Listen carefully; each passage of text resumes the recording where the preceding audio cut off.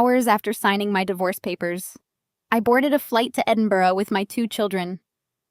Meanwhile, my ex-husband and his wealthy family packed into a VIP maternity clinic to hear his mistress receive her ultrasound results. But the doctor revealed a genetic truth that left all 7 of them completely speechless. I am Clara, 33 years old, and a forensic accountant who spent 8 years married to a man who thought I was nothing but a convenient stepping stone. When his family forced me to sign away my home and my marriage, they handed me a settlement check and laughed. I simply smiled, took my children, and left. They had no idea they were sitting on a massive financial time bomb that I had just detonated.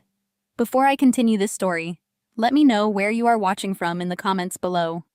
Hit like and subscribe if you have ever had to outsmart a toxic family who thought they could walk all over you.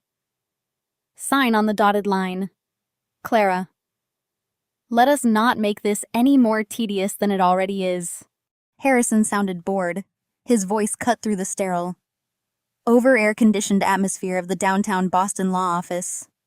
He did not even have the decency to look me in the eye. Instead, his gaze was fixed on the heavy mahogany conference table, his fingers drumming an impatient, arrogant rhythm against the polished wood. Beside him sat his mother, Patricia, wrapped in a cashmere shawl that cost more than my first car.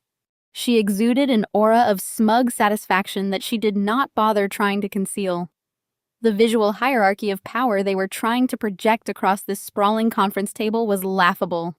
On their side of the table sat Harrison, the man I had called my husband for 8 long years. Next to him was Patricia the matriarch, who had made it her absolute life mission to constantly remind me of my middle-class roots. Beside her sat Richard, my father-in-law, checking his heavy gold Rolex every 2 minutes, as if my very presence was costing him thousands of dollars in billable hours. Sitting slightly behind Harrison like a victorious shadow was Brittany. Brittany was 24 pregnant, and currently admiring her freshly manicured nails. On my side of the table sat just me and my lawyer. I did not need a crowd. I just needed my pen. We are offering you a very generous settlement, Clara Patricia chimed in. Her voice dripped with the kind of condescension usually reserved for unruly children or hired help. $100,000. Considering you contributed practically nothing to the family empire and given little Luke in his condition, we feel this is more than fair. You relinquish all claims to the Beacon Hill estate. You take the children and you walk away quietly. My focus narrowed, zoning in on the crisp black ink of the settlement check resting on top of the divorce decree. $100,000. To them, it was a hush-money payoff. It was a cheap way to quickly erase the forensic accountant who had unfortunately given birth to a daughter, Emma, and a son, Luke, who battled severe asthma. Patricia loved to loudly attribute my son's health issues to what she called the weak genetics on my side of the family. They wanted the house. They wanted the assets. Most importantly, they wanted room for Brittany, who was currently carrying what they constantly referred to as the true heir. Brittany leaned forward intentionally, catching the overhead lights with her left hand. A massive 4-carat cushion-cut diamond sparkled aggressively on her ring finger. It really is a lovely house. Clara, she said, her voice dripping with artificial sweetness. Harrison and I already have the nursery planned out. We are doing a high-end safari theme for the baby. A growing boy needs a strong masculine environment to thrive. Harrison finally looked up, his chest puffing out slightly at the mention of a boy. Just sign it. Clara, you are getting full custody. You are getting cash. Do not be vindictive just because things did not work out between us. I need to move on with my life, and my son deserves a proper home. I looked at the 4 of them feeling an incredible sense of clarity. For 8 years, I had swallowed my pride to keep the peace. I had endured Patricia making backhanded compliments about my quaint career tracking numbers. I had stayed silent when Richard boasted about his real estate empire while routinely exploiting legal loopholes that I could see right through. I had played the good, supportive wife while Harrison spent his days playing at being a successful businessman on his father's dime. They expected me to break down. They wanted me to cry, to scream, to beg for my marriage, or to demand a fair share of the $2.5 million Beacon Hill estate that I had personally decorated. They wanted the satisfaction of watching me shatter. I simply picked up my pen. "You are entirely right. Harrison," I said, my voice completely steady and devoid of a single tremor. "Your son deserves exactly the environment he is about to be born into." I uncapped the pen and signed my name on the first line. Then the second line. Then the third. My signature was precise, fluid, and final. I slid the thick stack of papers across the mahogany table toward their lawyer. I took the settlement check, folded it neatly in half, and slipped it into my purse. Patricia let out a long theatrical sigh of relief, leaning back in her plush leather chair. "Well," she announced, "that was surprisingly civilized. I suppose even you know when you are outmatched. Clara, let us hope you use that money wisely. It will not last long if you do not find a proper job to support those children." Thang. "Oh, I manage my finances very carefully." "Patricia," I replied, standing up and smoothing the skirt of my dress. "You would be surprised how much clarity you gain when you really look at the numbers." Brittany giggled, linking her arm through Harrison's. "We have an appointment at the maternity clinic tomorrow morning for the final genetic screening and ultrasound," she announced to the room, though her eyes were locked onto mine, seeking a reaction. "The whole family is coming. Patricia is officially transferring the baby trust fund after the appointment. It is going to be such a beautiful day for us. I would not miss it for the world." Richard boomed, snapping his briefcase shut with a loud click. "A new beginning for the family. A new beginning indeed." I agreed softly.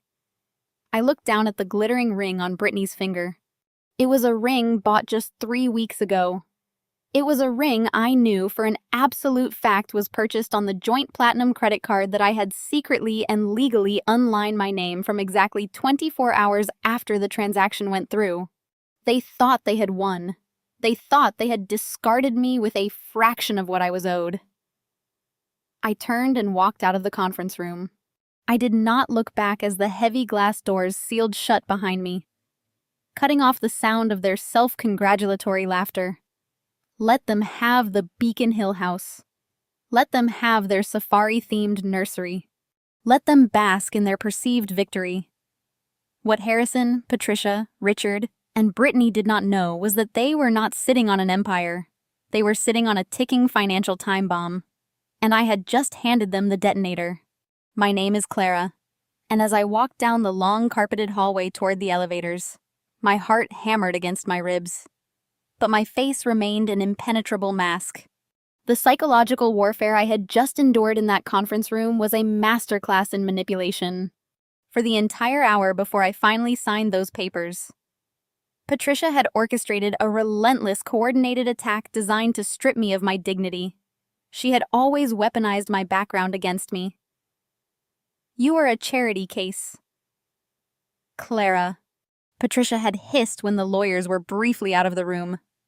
"Harrison picked you up from that state college covered in student debt, and we polished you into someone acceptable for high society.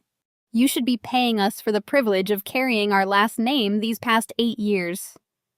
And then came the attacks on my son, my sweet 6-year-old Luke. When he was diagnosed with severe asthma, Harrison acted like it was a personal insult." Patricia had leaned across the mahogany table today, her eyes glinting with malice, and said, "It is a blessing Harrison is finally having a healthy child with Brittany. A boy with strong lungs. We all know Luke inherited your family's defective genes. The boy cannot even run across the yard without needing an inhaler. A true Harrison man does not. We had dug my fingernails into my palms so hard they bled, but I did not shed a single tear. I knew that crying was exactly what they wanted. They fed on emotional destruction. They wanted me to shatter, to beg, to show them that my spirit was broken. Instead, I had channeled every ounce of my energy into maintaining a stoic, statuesque posture. I was a fortress. I stared right back at Patricia with dead calm eyes and let her words bounce off me. The elevator doors opened with a soft chime. I stepped inside the mirrored cabin and watched the floor numbers descend. 10, 9, 8. With every floor, the weight of their toxicity began to lift off my shoulders. I thought about Harrison sitting up there completely oblivious to his own impending doom. He believed his wealth insulated him from consequences. He believed Brittany was his ultimate prize, the perfect trophy wife to replace the boring accountant. He had no idea that his trophy was busy draining his accounts, while his father's real estate empire crumbled under the weight of $15 million in hidden debt. I walked through the opulent marble lobby of the law firm and pushed through the revolving doors out onto the bustling streets of Boston. The crisp autumn air hit my face sharp and clean. I took a deep breath, filling my lungs with the first taste of true freedom I had experienced in almost a decade. I pulled out my phone and sent a single text to my nanny. "It is done. Bring Emma and Luke to Terminal E. We are going home." The drive to Logan International Airport felt like a breathless escape. The adrenaline pumped through my veins, accelerating my reality. The Boston skyline blurred outside the window of my Uber.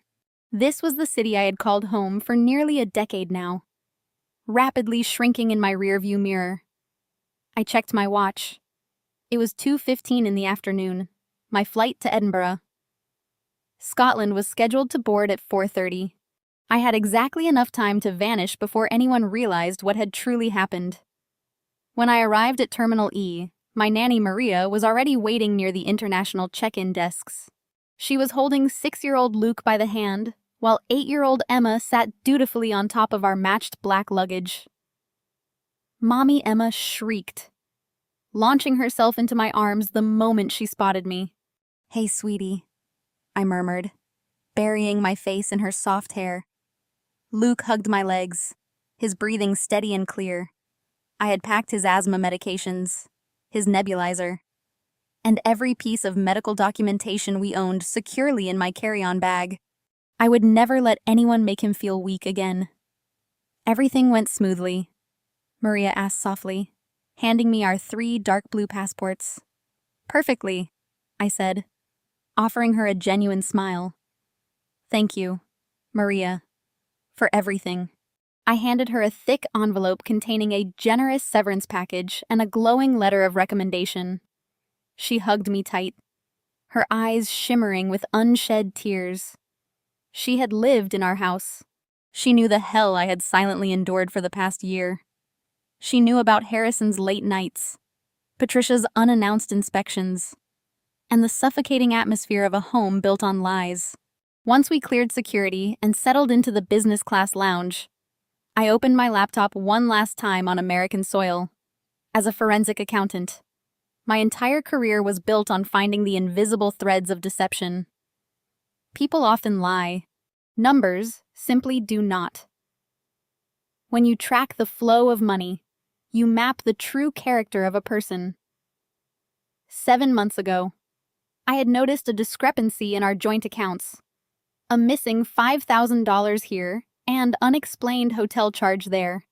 Harrison had always been sloppy, relying on his father's accountants to clean up his messes. But he forgot that he was married to a woman who traced offshore shell companies for a living. It took me less than 48 hours to uncover the affair with Brittany. It took me another week to uncover the full extent of the rot infecting the entire family empire.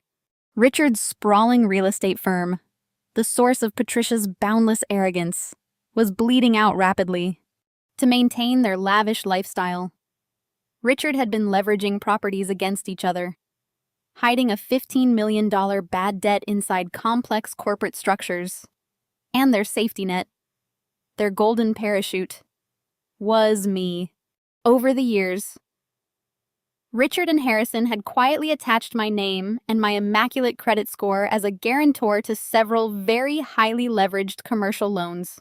They assumed I was just a dutiful, compliant wife who signed whatever thick stack of paperwork was placed in front of her. They thought I was too busy raising children, managing the household, and organizing their tedious charity galas to ever read the fine print. They were catastrophically wrong. The moment I discovered the affair 7 months ago, I did not confront Harrison. I did not throw his expensive tailored suits on the front lawn, or scream at Patricia in the middle of her precious country club dining room.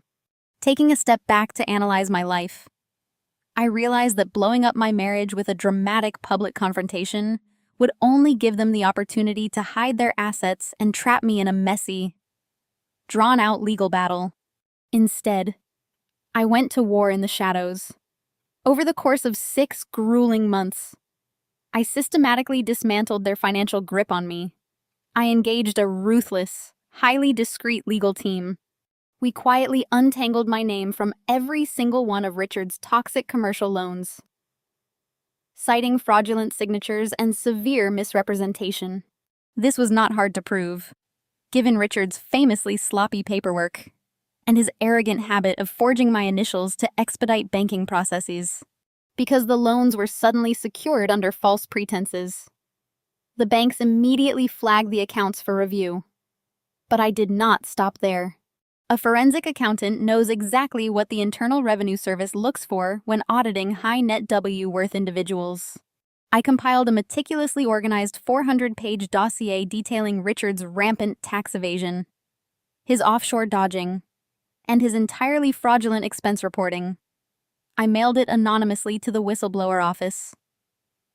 As for the $5 million Beacon Hill house that I had just so generously surrendered in the divorce settlement, I knew a secret. I knew that the moment my name was removed from the primary deed, the bank would run a mandatory stress test on Harrison's standalone credit. Without my substantial income and my spotless credit history, propping him up the mortgage would instantly trigger a default clause. The foreclosure notice was likely already printed, scheduled to arrive in their mailbox by Friday afternoon. Attention passengers. We are now boarding our business class cabin for the direct flight to Edinburgh. The gate agent's voice echoed through the lounge, snapping me back to the present moment. I closed my laptop and slid it into my leather tote bag. I looked down at Emma and Luke. Emma was holding her favorite reading book, and Luke was clutching a small stuffed bear. "It is time to go, guys," I said, my voice steady and light. We walked down the jet bridge together. The air felt different here, charged with anticipation and the promise of a completely clean slate. We settled into our spacious business class pods. I helped Luke buckle his seatbelt, checking his breathing one last time. His chest rose and fell in a perfect, unbothered rhythm. He was safe. They were both safe from a family that viewed them as defective commodities rather than human beings. A flight attendant offered me a glass of sparkling water, and I accepted it gladly. I took a deep breath, savoring the quiet atmosphere of the cabin. For years, I had walked on eggshells, monitoring every single word and action to avoid setting off Patricia's temper or Harrison's fragile ego. That life was over. I sank back into the plush leather seat and pulled out my phone for the final time on American soil. I opened the family group chat. It was already blowing up with notifications. Audrey Harrison's younger sister had just posted a photo of the divorce celebration lunch they were currently having at a high-end bistro downtown.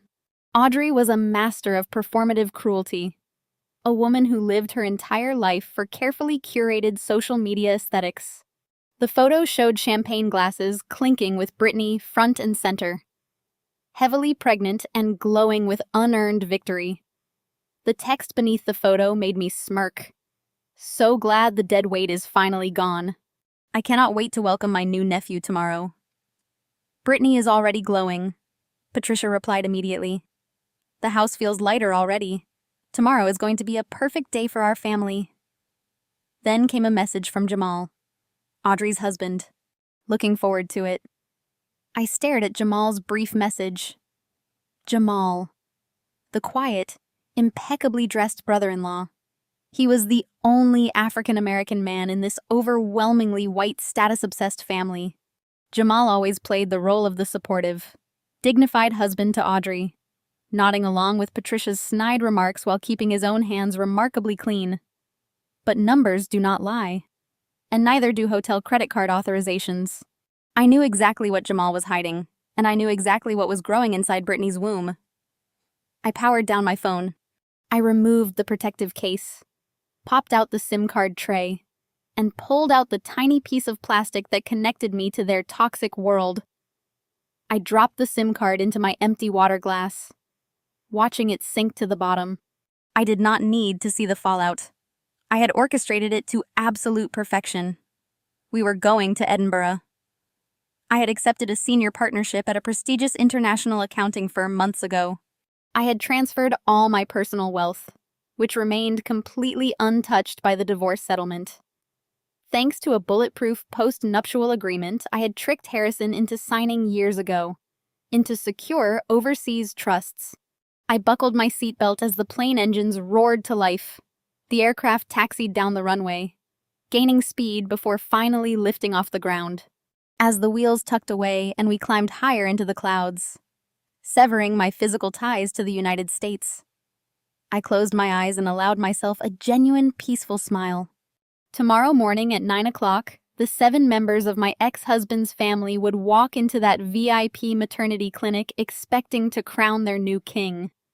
They had absolutely no idea they were walking straight into a slaughterhouse. The jet engines provided a steady rhythm as we cruised over the Atlantic.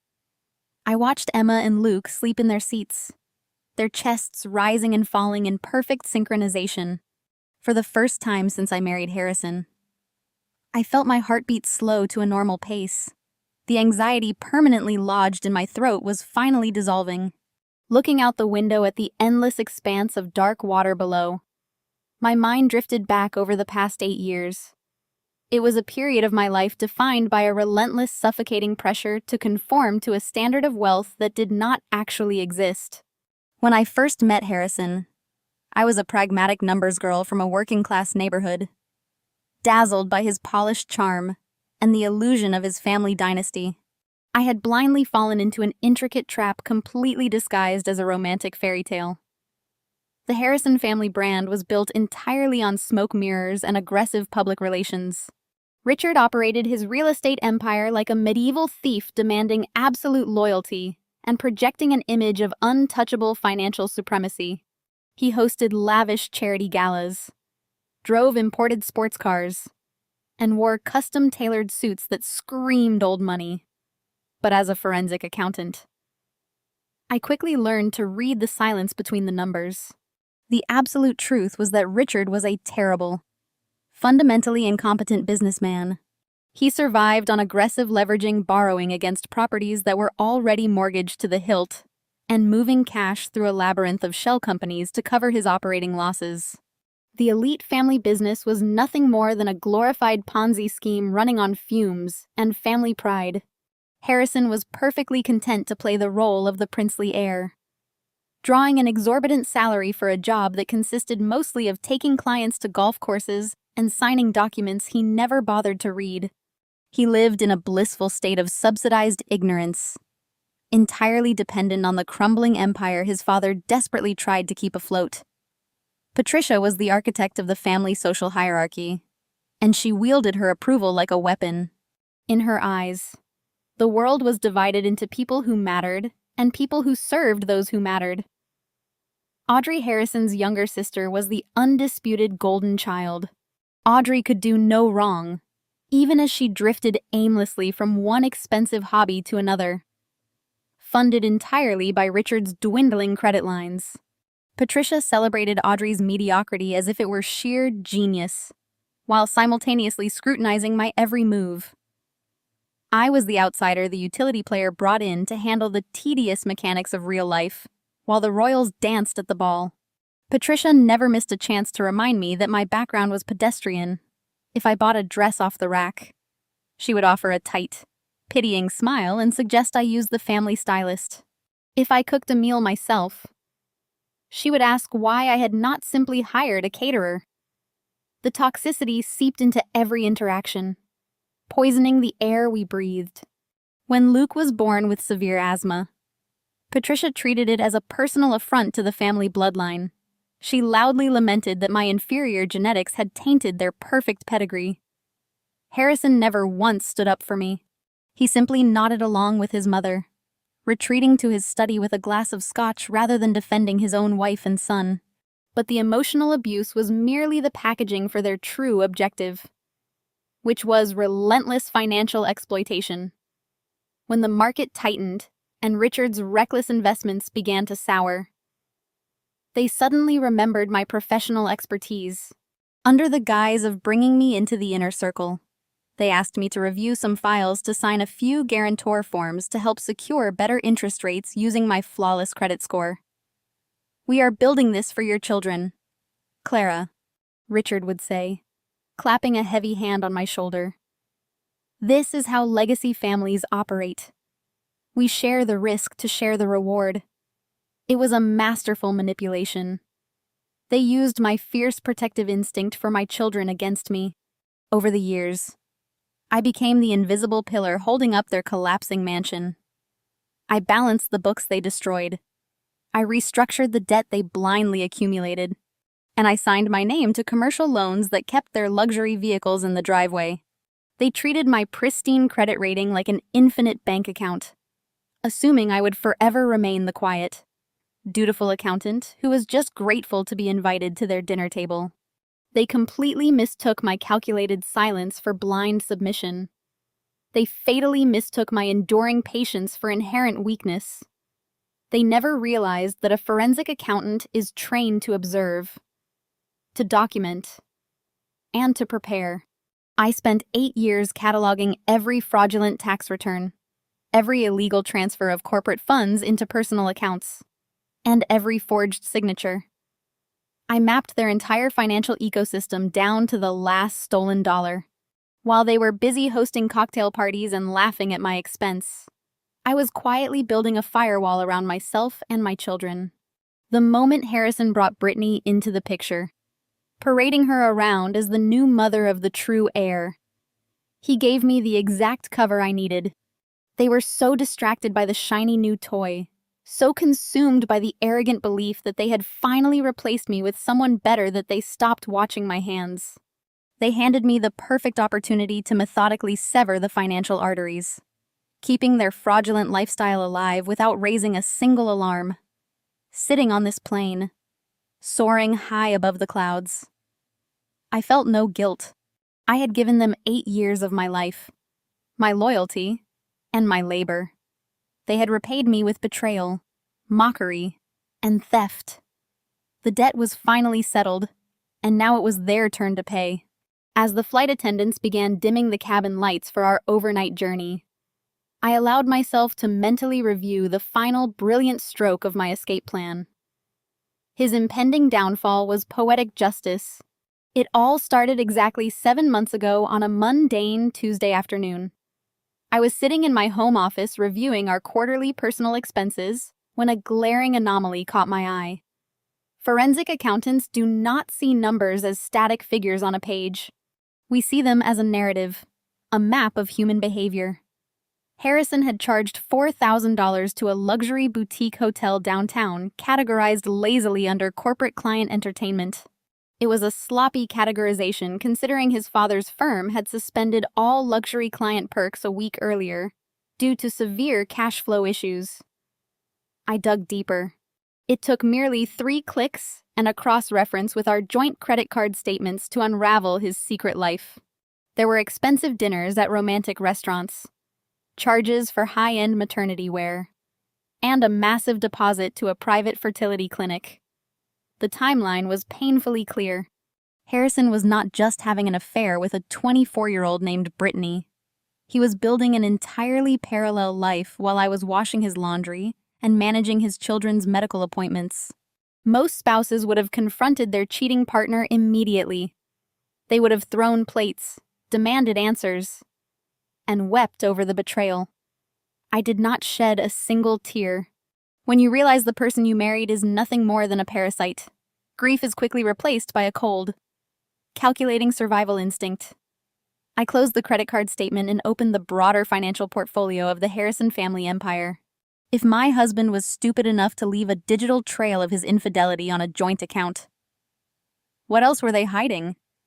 I spent the next 48 hours executing a deep dive into Richard's commercial real estate holdings. What I found was breathtaking in its sheer audacity and incompetence. Richard was operating a financial house of cards. He had created dozens of shell companies using the inflated equity from one commercial property to secure high-interest loans for another. The market had shifted. Property values had stagnated, and the entire structure was buckling. Buried beneath layers of corporate jargon and manipulated balance sheets was a staggering $15 million bad debt. It was a toxic, unpayable sum that was quietly accelerating toward a catastrophic default. And the only thing keeping the banks from calling in those loans was me. I pulled up the guarantor agreements. Richard had aggressively leveraged my immaculate credit score to secure the absolute lowest interest rates possible. My name was quietly tethered to every single failing asset in his portfolio. They were using my financial stability as a human shield. If Richard defaulted, the banks would come directly after my personal accounts, my savings, and my children's future. They planned to let me sink with their ship while they hid whatever cash they could salvage in offshore accounts. The realization hit me with the force of a freight train. I had to amputate myself from their financial corpse before the rot spread to my own life. I could not simply ask to be removed from the accounts. Richard would know I had seen the books, and Patricia would launch a legal war of attrition to freeze my assets. I had to use their own boundless arrogance against them. I immediately contacted an independent, highly specialized corporate attorney who had no ties to Boston high society. Together, we crafted a surgical exit strategy. The key to breaking my liability lay in Richard's own arrogant negligence. Over the years, he had frequently forged my initials on routine loan renewals to save time, assuming I would never audit my own father-in-law. He had unwittingly handed me the exact legal loophole I needed to destroy him. My attorney drafted formal declarations of fraudulent representation and unauthorized signatures. We filed these directly with the compliance departments of the 3 major banks holding Richard's loans. We did it quietly. Bypassing the local loan officers Richard usually bribed with country club dinners and went straight to the federal compliance oversight teams. The moment a bank receives a credible allegation of forged guarantor signatures, federal banking regulations require them to instantly sever the contested liability to avoid massive compliance fines. Within 30 days, my name was entirely wiped from the $15 million toxic debt. The banks immediately flagged Richard's accounts for high-risk review. But corporate audits take months to process. Richard remained completely oblivious. He thought the occasional bank inquiry was just routine paperwork. Next, I had to secure my personal wealth. Early in our marriage, when Harrison was still pretending to be a self-made man, I had drafted a post-nuptial agreement.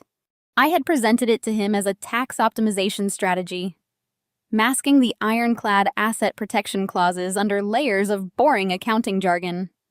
Harrison, eager to get back to his golf game, had signed it without reading past the first page.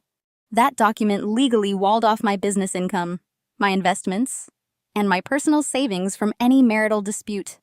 With the post-nuptial agreement activated, I systematically drained my exposed capital. I liquidated my domestic stock portfolios and transferred every available dollar into an untouchable encrypted overseas trust based in Edinburgh. I left exactly enough money in the joint checking account to cover the utility bills and groceries, maintaining the perfect illusion of domestic normalcy.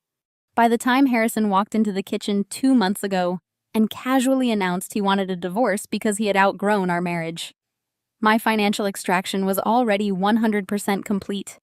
He stood by the granite island adjusting his expensive tie and told me that Brittany was pregnant with the true heir. He offered me the insulting $100,000 settlement and demanded I sign away the Beacon Hill house. He thought he was discarding a helpless dependent wife. He had no idea he was demanding the deed to a property that was already doomed. The bank was currently finalizing the foreclosure paperwork because without my credit serving as the foundation, Richard's empire could no longer sustain the mortgage. I had smiled at Harrison that morning, playing the role of the defeated woman to absolute perfection. I nodded submissively, packed my bags, and agreed to his terms. I let them believe they had outsmarted me. I let them gather their entire family for their grand victory lap at the maternity clinic. My financial web was severed. My children were safe, and my escape was secured. Now all I had to do was sit back and let their own catastrophic choices deliver the final blow. The final blow was not just a matter of removing my credit history. It was about exposing the rot at the very core of their existence. Richard had spent decades evading federal taxes, padding his lavish lifestyle with money stolen directly from the government. He used phantom contractors to artificially inflate renovation costs on his commercial properties, drastically lowering his capital gains.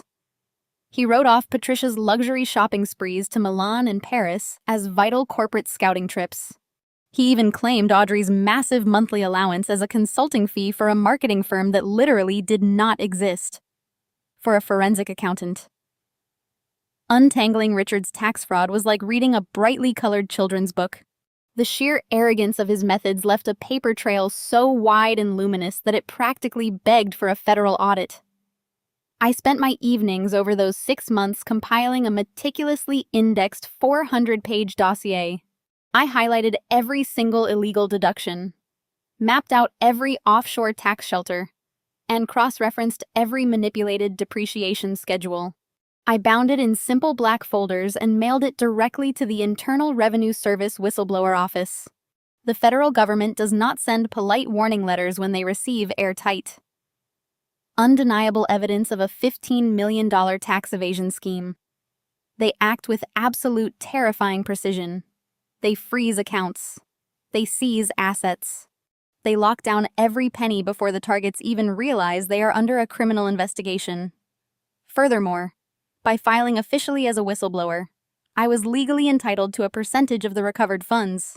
I was not just destroying their empire. I was going to be paid handsomely by the federal government for taking out the trash. And because of my carefully executed legal detachment, the IRS would look right past me and aim their heavy artillery squarely at Richard and Harrison. But the true masterpiece of my departure was the $2.5 million Beacon Hill mansion. During the divorce negotiations, Harrison and Patricia had fought tooth and nail to retain full ownership of the property. Patricia had practically gloated about keeping the custom Italian marble counters and the imported French chandeliers I had picked out. They firmly believed they were robbing me of a prime real estate asset. In reality, they were violently fighting over the steering wheel of a sinking ship. 5 years ago, Richard convinced Harrison to refinance the mansion using an adjustable rate mortgage to free up cash for a failing commercial venture. Because Harrison had no verifiable independent income that could ever satisfy the bank's strict underwriters. They had heavily relied on my pristine financial history as the primary guarantor. The precise moment I signed that divorce decree, and my lawyer filed the paperwork to dissolve my financial connection to the marriage, the bank's automated monitoring systems would instantly flag the mortgage, without my 6F figure salary and my 820 credit score shielding the account. Harrison's debt-to-income ratio would immediately trigger a default clause. The bank would instantly demand the outstanding loan balance in full or initiate rapid foreclosure proceedings. That automated certified letter was already moving through the postal system, destined to land in their polished brass mailbox by Friday afternoon. They were eagerly trading a $100,000 settlement check for a multi-million-dollar foreclosure that would completely obliterate what was left of Harrison's financial standing. Meanwhile, my own legitimate wealth was perfectly insulated from the coming blast. The post-nuptial agreement Harrison had blindly signed years ago ensured that every dollar I earned from my private consulting contracts remained strictly mine. Over the last several weeks, I had quietly initiated a series of staggered, untraceable wire transfers. I liquidated my domestic stock portfolios and moved the capital into a highly secure, heavily encrypted trust account based in Edinburgh. I left exactly enough money in the Boston joint checking account to cover the upcoming utility bills and a week's worth of basic groceries, maintaining the perfect illusion of a naive, compliant wife, right up until the very moment I walked out the conference room door. My financial extraction was a complete ghost operation.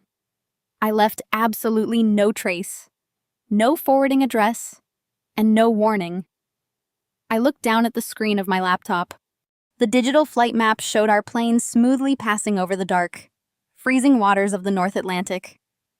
I closed the computer and placed it securely in the seat pocket in front of me. The flight attendants walked softly down the carpeted aisles, dimming the main cabin lights and offering warm blankets to the sleeping passengers. I reclined my leather seat into a flat bed, pulling the soft duvet over my shoulders. I listened to the quiet, rhythmic breathing of Emma and Luke beside me. They were completely safe. I had successfully navigated us out of a toxic wasteland without ever raising my voice or losing my composure. As I lay there in the quiet hum of the aircraft, I pictured the scene that would inevitably unfold in Boston the following morning. I pictured Patricia eagerly laying out her expensive designer clothes, anxious to celebrate her new grandson. I pictured Harrison staring at himself in the bathroom mirror, feeling like a victorious king who had successfully upgraded his life. I pictured Richard boasting to his sycophantic golf buddies about securing his family legacy. They were all completely intoxicated by their own perceived brilliance. They firmly thought they had discarded a weak, irrelevant woman who would quietly disappear into poverty. They had absolutely no idea that the foundation of their entire existence had already been demolished, and gravity was just waiting to take effect. I closed my eyes and let sleep wash over me, knowing that when the sun rose, the Harrison family empire would cease to exist. The morning sun broke across the Boston skyline, casting long, sharp shadows over the cobblestone streets of Beacon Hill. The city awoke with its usual brisk energy, entirely indifferent to the catastrophic shift about to occur within one of its most self-important families. At exactly 8:45, a pair of gleaming black SUVs pulled up to the valet stand of the Horizon 5 maternity clinic.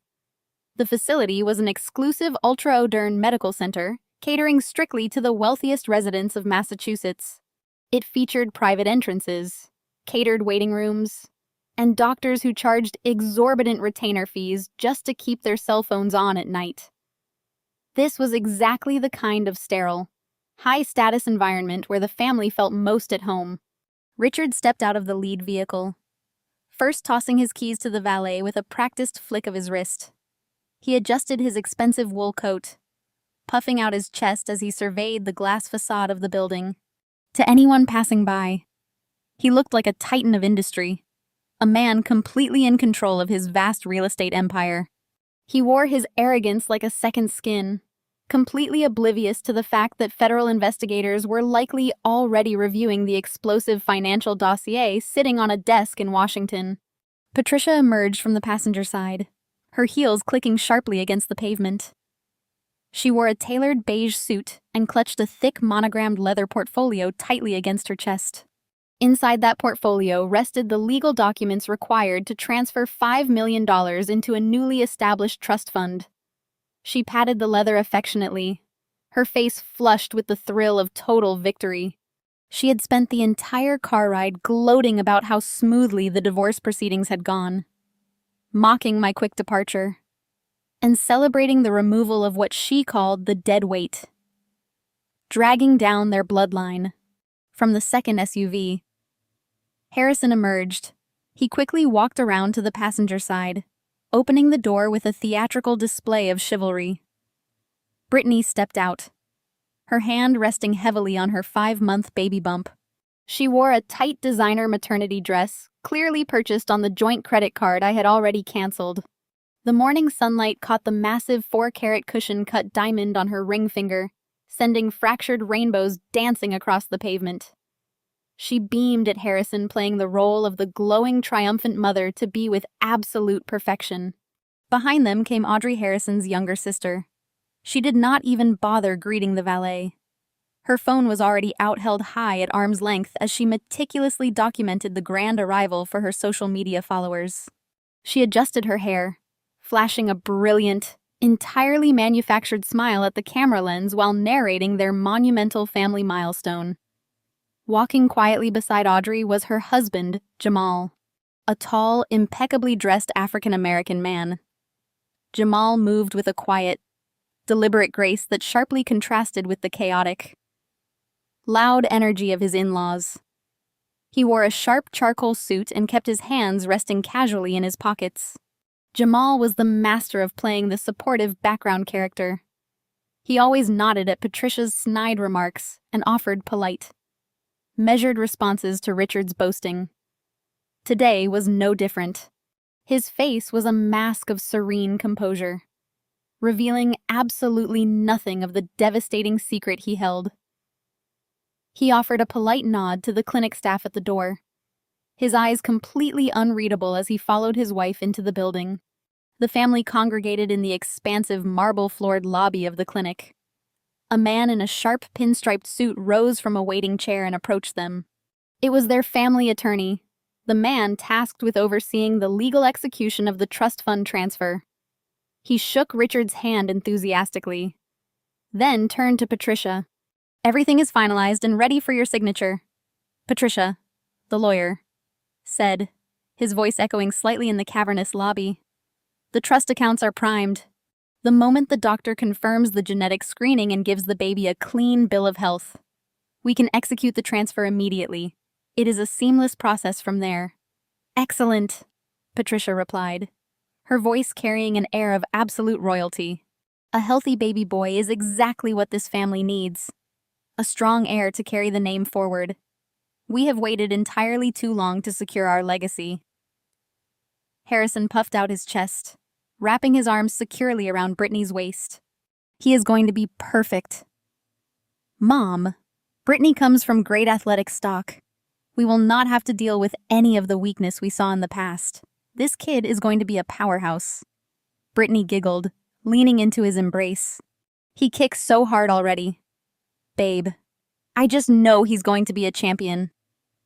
The group moved toward the private VIP elevators, demanding the space entirely for themselves. The clinic staff, well accustomed to the demanding nature of elite clients, quickly ushered them upward to the premium consultation suites. The door slid shut, sealing the 7 of them inside the mirrored box. The atmosphere was intoxicatingly arrogant. They were high on their own perceived brilliance, deeply convinced that they had executed the perfect transition of power. They had successfully discarded the boring middle-class accountant and upgraded to a younger, more compliant model who was providing them with their ultimate prize. Audrey continued to record, capturing the smug smiles of her parents and the joyous laughter of her brother. She proudly announced to her digital audience that today marked a brand new, glorious chapter for their dynasty. Jamal stood in the back corner of the elevator, watching the numbers climb higher and higher. He offered a small, polite smile when Audrey turned the camera toward him, playing his part to perfection. The elevator chimed, announcing their arrival at the top floor. The doors slid open to reveal a sprawling, luxuriously appointed waiting area. Soft classical music played from hidden speakers, and plush leather sofas offered an inviting place to rest. The receptionist immediately stood up, recognizing the family name, and offered them premium bottled water and espresso. They settled into this waiting area like conquering monarchs claiming their new throne. Patricia placed the leather portfolio containing the $5 million trust documents directly on the glass coffee table in front of her. She tapped her fingers against the leather, eager to sign her name and officially secure the future of the family empire. They were completely insulated by their boundless hubris, fully believing that they had won the war. They had absolutely no idea that the ground beneath their feet had already vanished. Audrey threw herself onto the oversized velvet sofa, immediately adjusting the portable lighting ring attached to her phone case. The harsh, bright LED glow illuminated her perfectly contoured face as she hit record for the fourth time that morning. She panned the camera across the luxurious waiting area, intentionally capturing the expensive, abstract art on the walls and the silver espresso machine humming in the corner. She wanted her thousands of followers to know exactly how elite this medical facility was. "Good morning, everyone," Audrey purred into the camera, tossing her blonde hair over her shoulder. "We are officially at the clinic. Today is the day we confirm the newest, most perfect addition to our family. The true heir is almost here, and we could not be more thrilled. Brittany is glowing, Harrison is ecstatic, and my parents are literally crying with joy. Stay tuned for updates." She tapped the screen to upload the video immediately, layering it with a barrage of hashtags celebrating family new beginnings and luxury lifestyles. Audrey operated her social media accounts as if she were a celebrity influencer, despite the fact that her entire online existence was funded by Richard. Her lavish wardrobe, her weekly spa treatments, and her frequent trips to Aspen were all written off as consulting fees for a marketing firm that produced absolutely no actual work.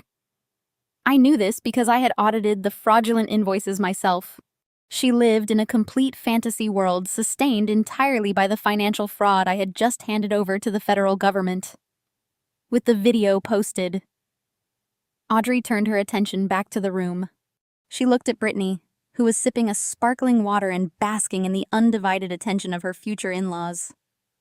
"You know, Brittany," Audrey said, leaning forward conspiratorially, "you really are the best thing that has ever happened to my brother. The energy in the family is just so much better now. It is like a dark cloud has finally lifted."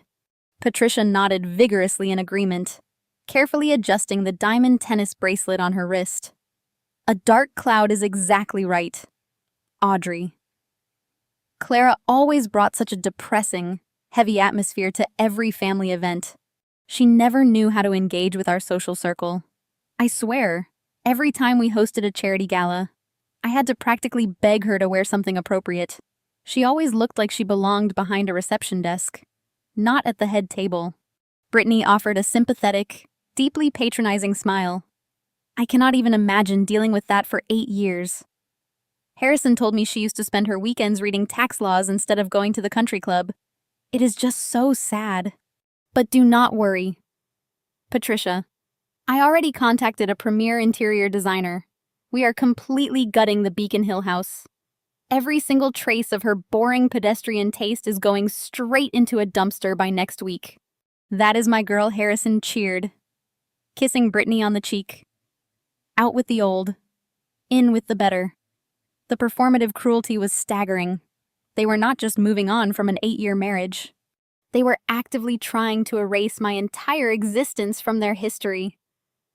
They spoke about me as if I were a pest control problem they had finally resolved. They completely ignored the fact that my boring pedestrian habit of reading tax laws was the only reason their fraudulent commercial properties had not been seized by federal agents 5 years ago. They were cheerfully discussing redecorating a mansion that was currently marching toward a brutal, highly publicized foreclosure. Standing quietly near the floor-to-ceiling windows, completely detached from the vicious gossip, was Jamal. He wore a perfectly tailored charcoal suit, his posture impeccably straight, his hands resting casually in his pockets. He looked out over the Boston skyline, an expression of serene indifference painted across his handsome face. Jamal was a masterclass in quiet observation. He never interrupted Patricia when she went on her elitist rants. He never challenged Richard when the older man made culturally insensitive jokes disguised as business advice. Jamal simply smiled, nodded, and played the role of the grateful, supportive brother-in-law. Audrey pointed her phone at him, launching a live video broadcast. "And here is my amazing husband, Jamal, the best uncle-to-be. Are you excited for the new baby babe?" Jamal turned from the window, offering the camera a flawless megawatt smile. "I am incredibly excited. Audrey, this family is about to experience a day they will never, ever forget. I would not miss this moment for anything in the world. His voice was smooth, rich, and entirely devoid of sarcasm. Audrey giggled completely, missing the loaded double meaning behind his words. She ended the broadcast and returned to scrolling through her notifications, eager to see how many people were validating her perfect life. Jamal turned his gaze back to the window, the smile instantly dropping from his face. The reflection in the glass showed a man who was acutely aware of the ticking clock. He knew exactly what was growing inside Brittany. He knew the biological impossibility that was about to be laid bare on a sterilized medical table. While Harrison boasted about his athletic genetics, and Patricia daydreamed about her $5 million trust fund, Jamal stood in the corner silently counting down the minutes until the explosion. He was a man who had tolerated their condescension and their subtle, insidious racism for years. He had sat at their dining table eating their expensive food while they treated him as a token of their progressive tolerance. He had played their game flawlessly, and now he was simply waiting for the doctor to walk through those heavy wooden doors and deliver the final devastating blow to the Harrison family bloodline. Patricia picked up her leather portfolio again, her manicured fingers drumming excitedly against the cover. I hope Dr. Evans hurries up. I have a celebratory lunch scheduled at the club at noon, and I want these trust documents officially filed before we order the champagne. Patience, Mom Harrison chuckled, resting his hand proudly on Brittany's stomach. Greatness takes time. Jamal looked at Harrison, a faint, almost imperceptible smirk touching the corner of his mouth. He checked his watch one more time, his calm demeanor hiding a storm of anticipation. The trap was fully set. The actors were all in their places, and the curtain was about to rise. A heavy oak door across the suite clicked open. Instead of the doctor, a junior nurse stepped inside, carrying a silver tray with fresh crystal glasses and sparkling water. She moved with quiet efficiency, pouring drinks before slipping back out. The brief interruption only heightened the electric anticipation buzzing through the room. Patricia used the moment to formally withdraw a thick stack of legal papers from her monogrammed portfolio. She laid them perfectly flat on the glass coffee table. The crisp white pages bore the official seal of the family's wealth management firm. Beside the documents, she placed a heavy gold-plated fountain pen. It was a ceremonial object reserved for major acquisitions and estate transfers. This right here is the absolute cornerstone of our future, Patricia announced, her voice echoing with profound self-importance. $5 million in fully vested assets structured into an irrevocable trust. The moment, doctor. Evans confirms this boy is perfectly healthy. My signature goes right here. She pointed a manicured finger at the bottom of the final page. I had my legal team draft this specifically to ensure no outside parties can ever touch it, Richard added, taking a slow, satisfied sip of his sparkling water. This money is exclusively for Harrison's true heir. It skips the usual marital asset complications. We learned our lesson with Clara. We are building an impenetrable financial fortress around this child. Harrison leaned against the edge of the examination table, crossing his arms and projecting the image of a seasoned patriarch. It is exactly what he deserves. Dad, I am just relieved we handled the trash removal so efficiently this morning. I expected Clara to put up more of a fight over the Beacon Hill house. Instead, she just took that pathetic check and ran like a coward. She knew she was entirely out of her depth. Patricia scoffed affectionately, smoothing the edge of the trust document. Clara never understood how true wealth actually operates. She was always hoarding coupons and agonizing over household budgets like a common peasant. She lacked the vision required to exist in our world. I always said she was a genetic and social dead end. Look at the children she produced. Emma has absolutely no presence, and Luke is practically allergic to oxygen.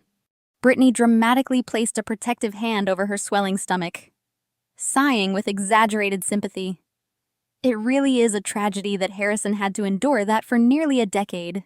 But we are fixing everything now. Our son is going to have the absolute best of everything. I was looking at elite preschools in Switzerland just last night. The waiting lists are terrible, but with a $5 million trust backing him, I am sure they can make an exception for us. Of course they will, Audrey chimed in, barely looking up from her bright phone screen. We are Harrisons. We do not wait in lines for anything. She aggressively typed out another text message, likely alerting her country club friends about the impending financial transfer. By the way, Mom, are you completely cutting Emma and Luke out of the primary estate? Patricia did not even hesitate. They will receive a modest educational stipend when they turn 18, assuming Clara does not squander it first. But the vast bulk of the generational wealth belongs to the strong branches of the family tree. This new baby is our fresh start. He is the future. Jamal remained completely motionless by the window, his dark eyes tracking the conversation like a predator, watching an oblivious herd of gazelles. He watched Patricia hover excitedly over the gold pen. He watched Richard boast about his supposedly impenetrable wealth management firm.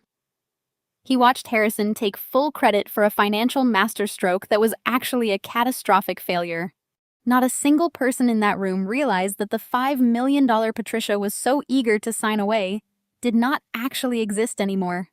They did not know that Richard had quietly leveraged those specific estate funds to cover the bleeding interest payments on his collapsing commercial properties 3 months ago. The paper sitting on the glass table was entirely worthless. It was a phantom contract drawing upon phantom money. But Jamal did not need to know the intricate details of my forensic accounting trap to know that their arrogance was about to be violently dismantled. He had his own explosive charge securely planted directly beneath the foundation of their entire bloodline. He knew exactly what the genetic markers would show. He knew that the very DNA of the child they were praising was going to shatter their elitist worldview into 1,000,000 irreparable pieces. He offered a polite, encouraging nod to Brittany. "You look absolutely radiant today, Brittany," Jamal said, his voice perfectly modulated to sound like a supportive family member. "Motherhood clearly suits you." Brittany beamed at the compliment, tossing her long blonde hair over her shoulder. "Thank you. Jamal, I really feel like I was born to do this. Harrison has been taking such amazing care of me. We are just so incredibly blessed. Blessed is certainly one word for it." Jamal replied smoothly, turning his gaze back to the sprawling Boston skyline. The sheer magnitude of their collective delusion was staggering. Here was a family sitting in the absolute pinnacle of luxury, celebrating their own perceived superiority. They were loudly congratulating themselves for discarding a loyal wife and 2 innocent children. They were gloating over a real estate empire that was currently being seized by federal agents. They were excitedly transferring fake money into a fake trust fund. And above all else, they were worshipping a child that belonged to the very man standing quietly in the corner of the room. Patricia picked up the gold pen, testing its heavy weight in her hand. She held it just inches above the signature line, hovering in a state of suspended anticipation. "I want the doctor to see this," she declared. "I want Dr. Evans to witness the exact moment we secure the Harrison legacy. It makes it all the more official. Right on cue." The heavy oak doors to the consultation suite swung open again. This time, the crisp rustle of a white medical coat announced the arrival of the man they had all been eagerly waiting for. Dr. Evans walked into the room carrying a thick medical file. His demeanor was distinctly different from the cheerful congratulatory tone he had displayed during the earlier ultrasound. His shoulders were slightly rigid, and his eyes remained fixed firmly on the floor as he approached the center of the room. He did not look at the proud grandfather. He did not look at the glowing mother-to-be. He did not look at the gold pen resting in Patricia's hand. He simply stood at the end of the examination table, clutching the genetic screening results like a heavy anchor. The room grew entirely silent, the family's arrogant chatter instantly evaporating as they noticed the severe, unsmiling expression on the doctor's face. The stage was finally set. The audience was captive. The destruction was imminent. Doctor. Evans cleared his throat, the dry sound breaking the heavy silence that had suddenly descended upon the luxurious consultation room. He looked up from the thick medical file, forcing his features to relax into a carefully measured professional expression. He knew his wealthy clients required a certain level of bedside manner, especially when they were paying premium retainer fees for his exclusive services. The tension in the suite was palpable, thick with the family's arrogant expectation of absolute perfection. They demanded flawless results, just as they demanded flawless service at their country clubs. Doctor. Evans took a slow, calculated breath, deciding to momentarily appease their towering egos before delivering the unalterable medical truth. Let us start with this baseline developmental metrics, Dr. Evans said. His voice projected a calm, authoritative resonance that immediately put the anxious room at ease. He opened the dense manila folder, revealing several pages of complex medical data and high-resolution imaging charts. The anatomical growth is exactly where we want it to be at 20 weeks gestation. The spinal development is flawless. The fetal heart rate is strong, steady, and perfectly rhythmic. All major internal organs are forming exactly on schedule without any visible structural defects. Harrison puffed his chest out, a wide, triumphant grin spreading across his face. He looked around the room as if he had personally engineered the baby's cellular development.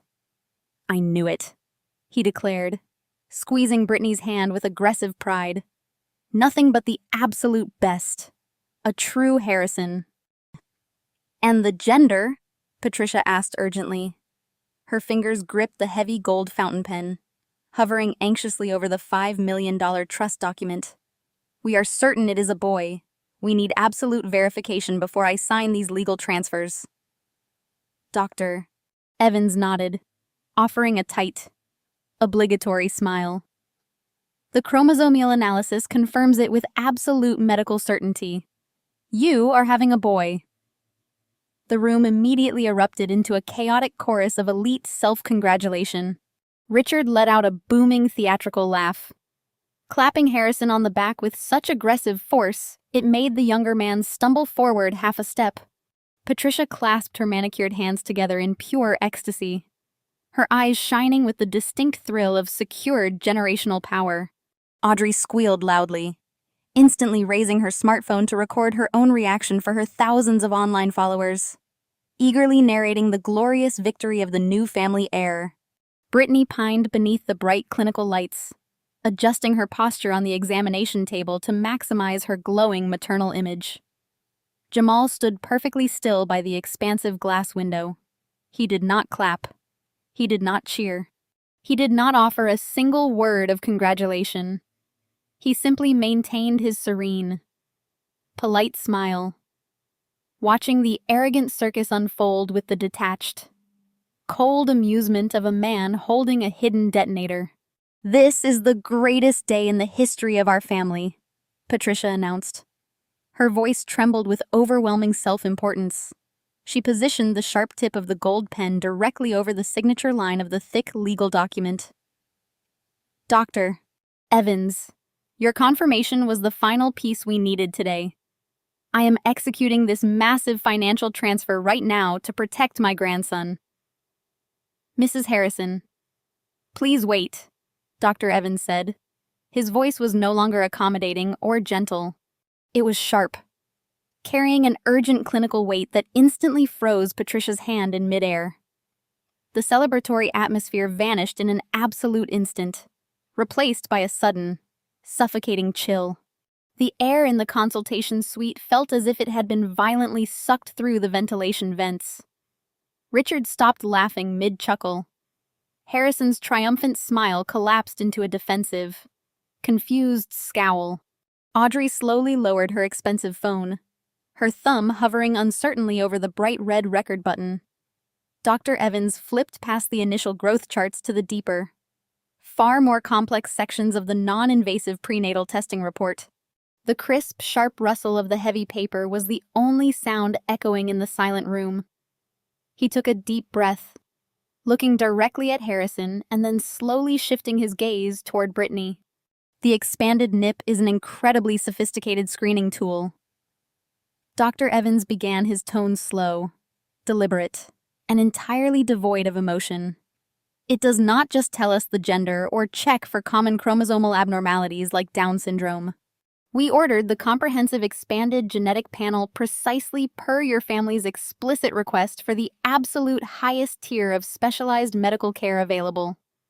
We wanted the best. Harrison interrupted, his tone laced with rising irritation and fragile ego. We paid for the best. What is the problem? You just said my son is perfectly healthy. Your baby is currently developing normally. Doctor. Evans clarified, choosing his words with surgical precision to avoid any immediate panic. However, the expanded genetic panel flags highly specific hereditary markers. It screens for recessive traits that are passed down directly from the biological parents.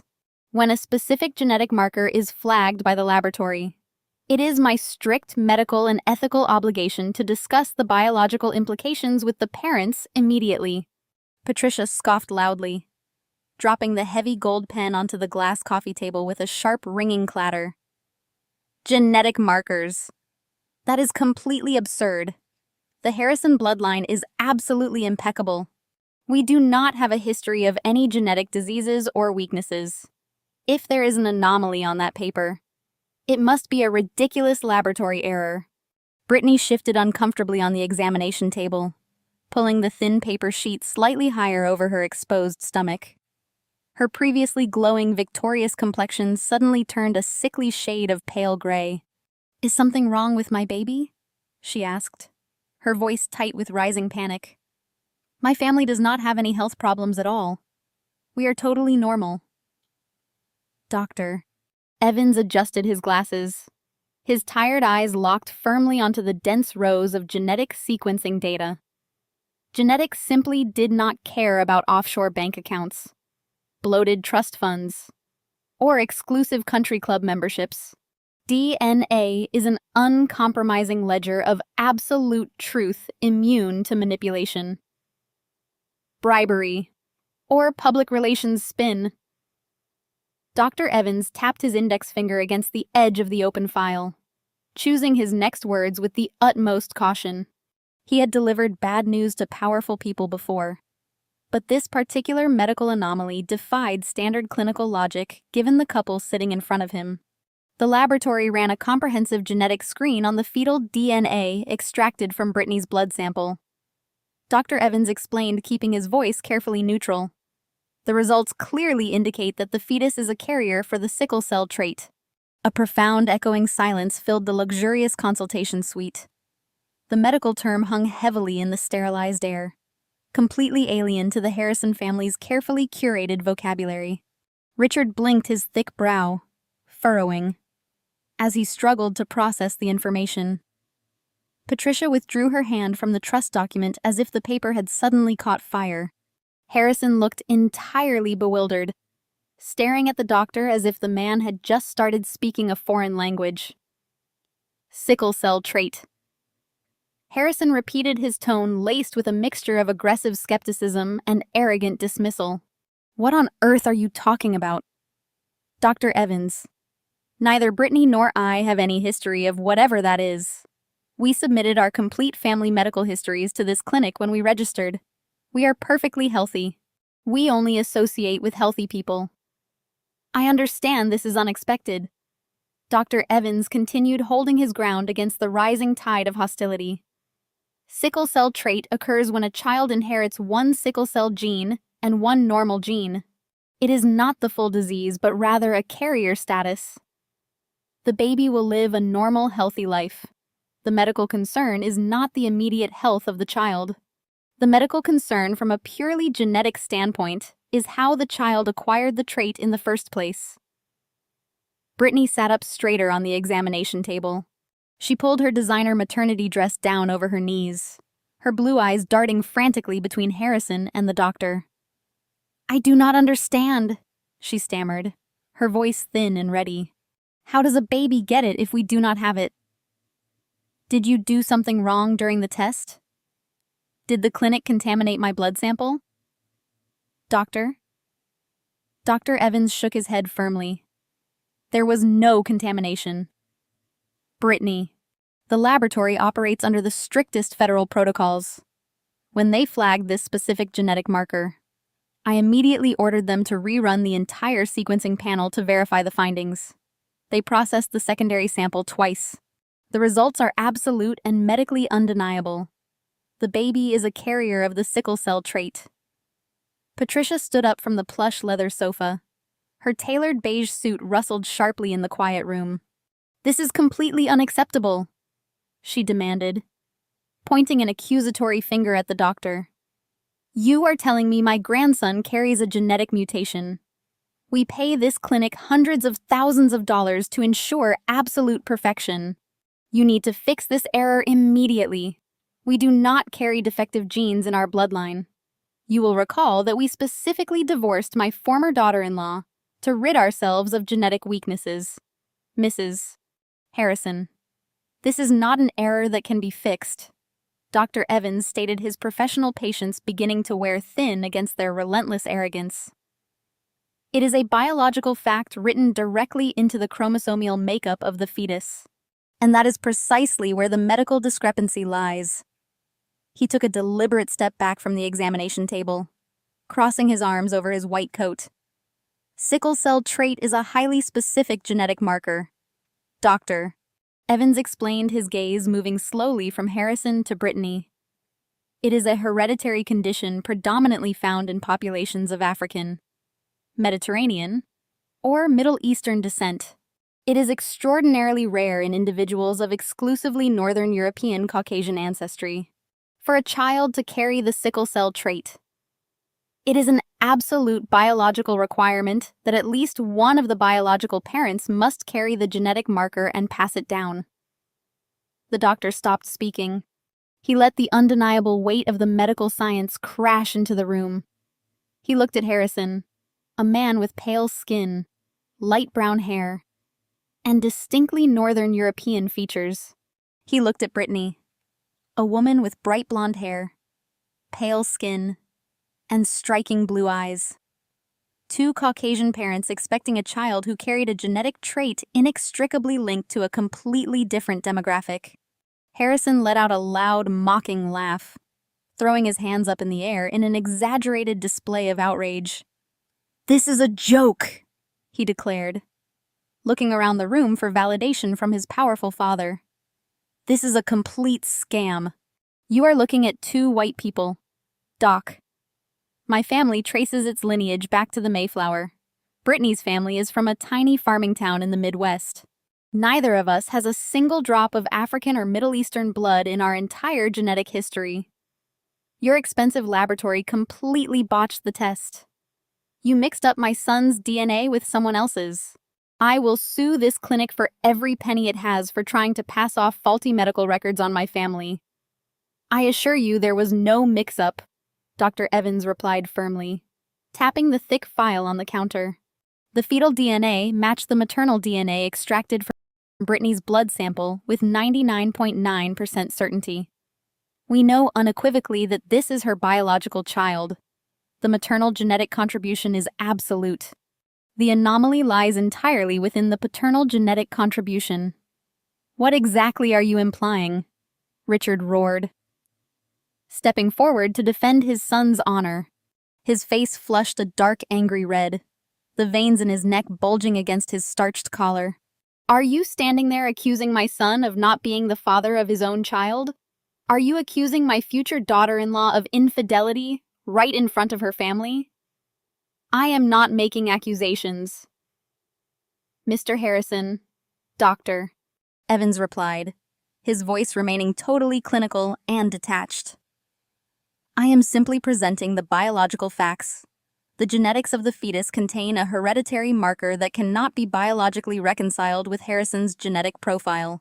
As your physician, it is my duty to inform you that based on the irrefutable results of the expanded NIPT screening, it is genetically impossible for Harrison to be the biological father of this child." The words struck the room like a physical shockwave. The absolute certainty of the doctor's statement shattered the family's impenetrable bubble of arrogance. The silence that followed was agonizing, deafening, and suffocating. No one moved. No one breathed. The air grew stagnant as the horrifying truth began to permeate their self-righteous minds. The perfect heir. The $5 million trust fund baby. The triumphant replacement for the boring accountant and her defective children. Was a complete biological fraud. Harrison turned his head slowly, his eyes wide and wild, locking onto Brittany. The proud, triumphant smirk he had worn since walking into the clinic melted into a mask of pure, unadulterated horror.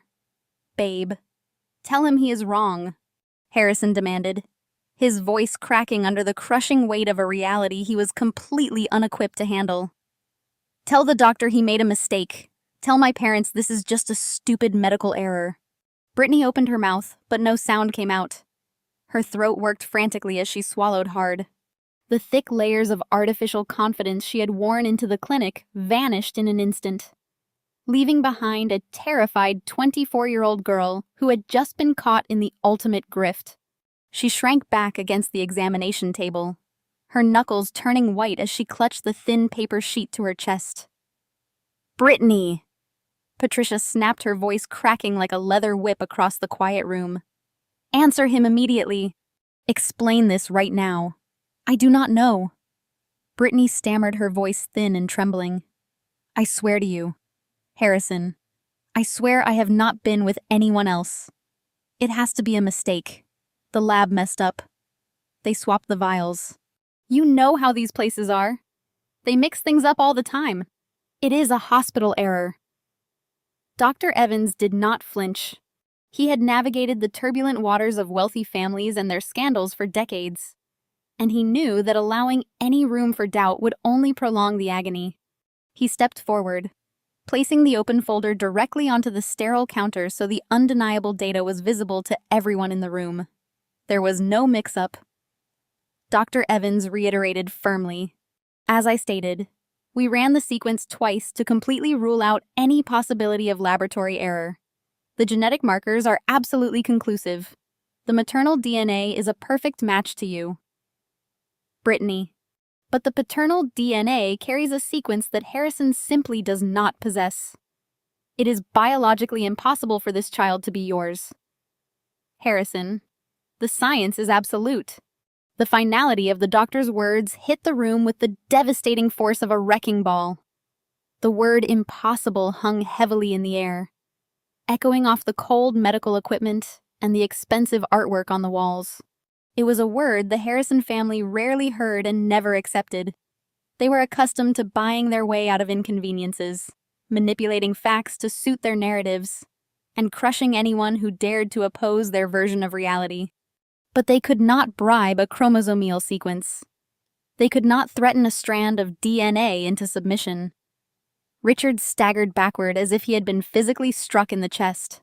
The booming authoritative patriarch, who just minutes ago had been boasting about securing his family dynasty, now looked entirely hollowed out. He reached out to steady himself against the wall, his chest heaving as the implications crashed over him. He had alienated his loyal daughter-in-law, abandoned his own grandchildren, and risked extreme public humiliation, all to secure a bastard child that did not even carry a single drop of his blood. Patricia stood frozen like a statue carved from ice.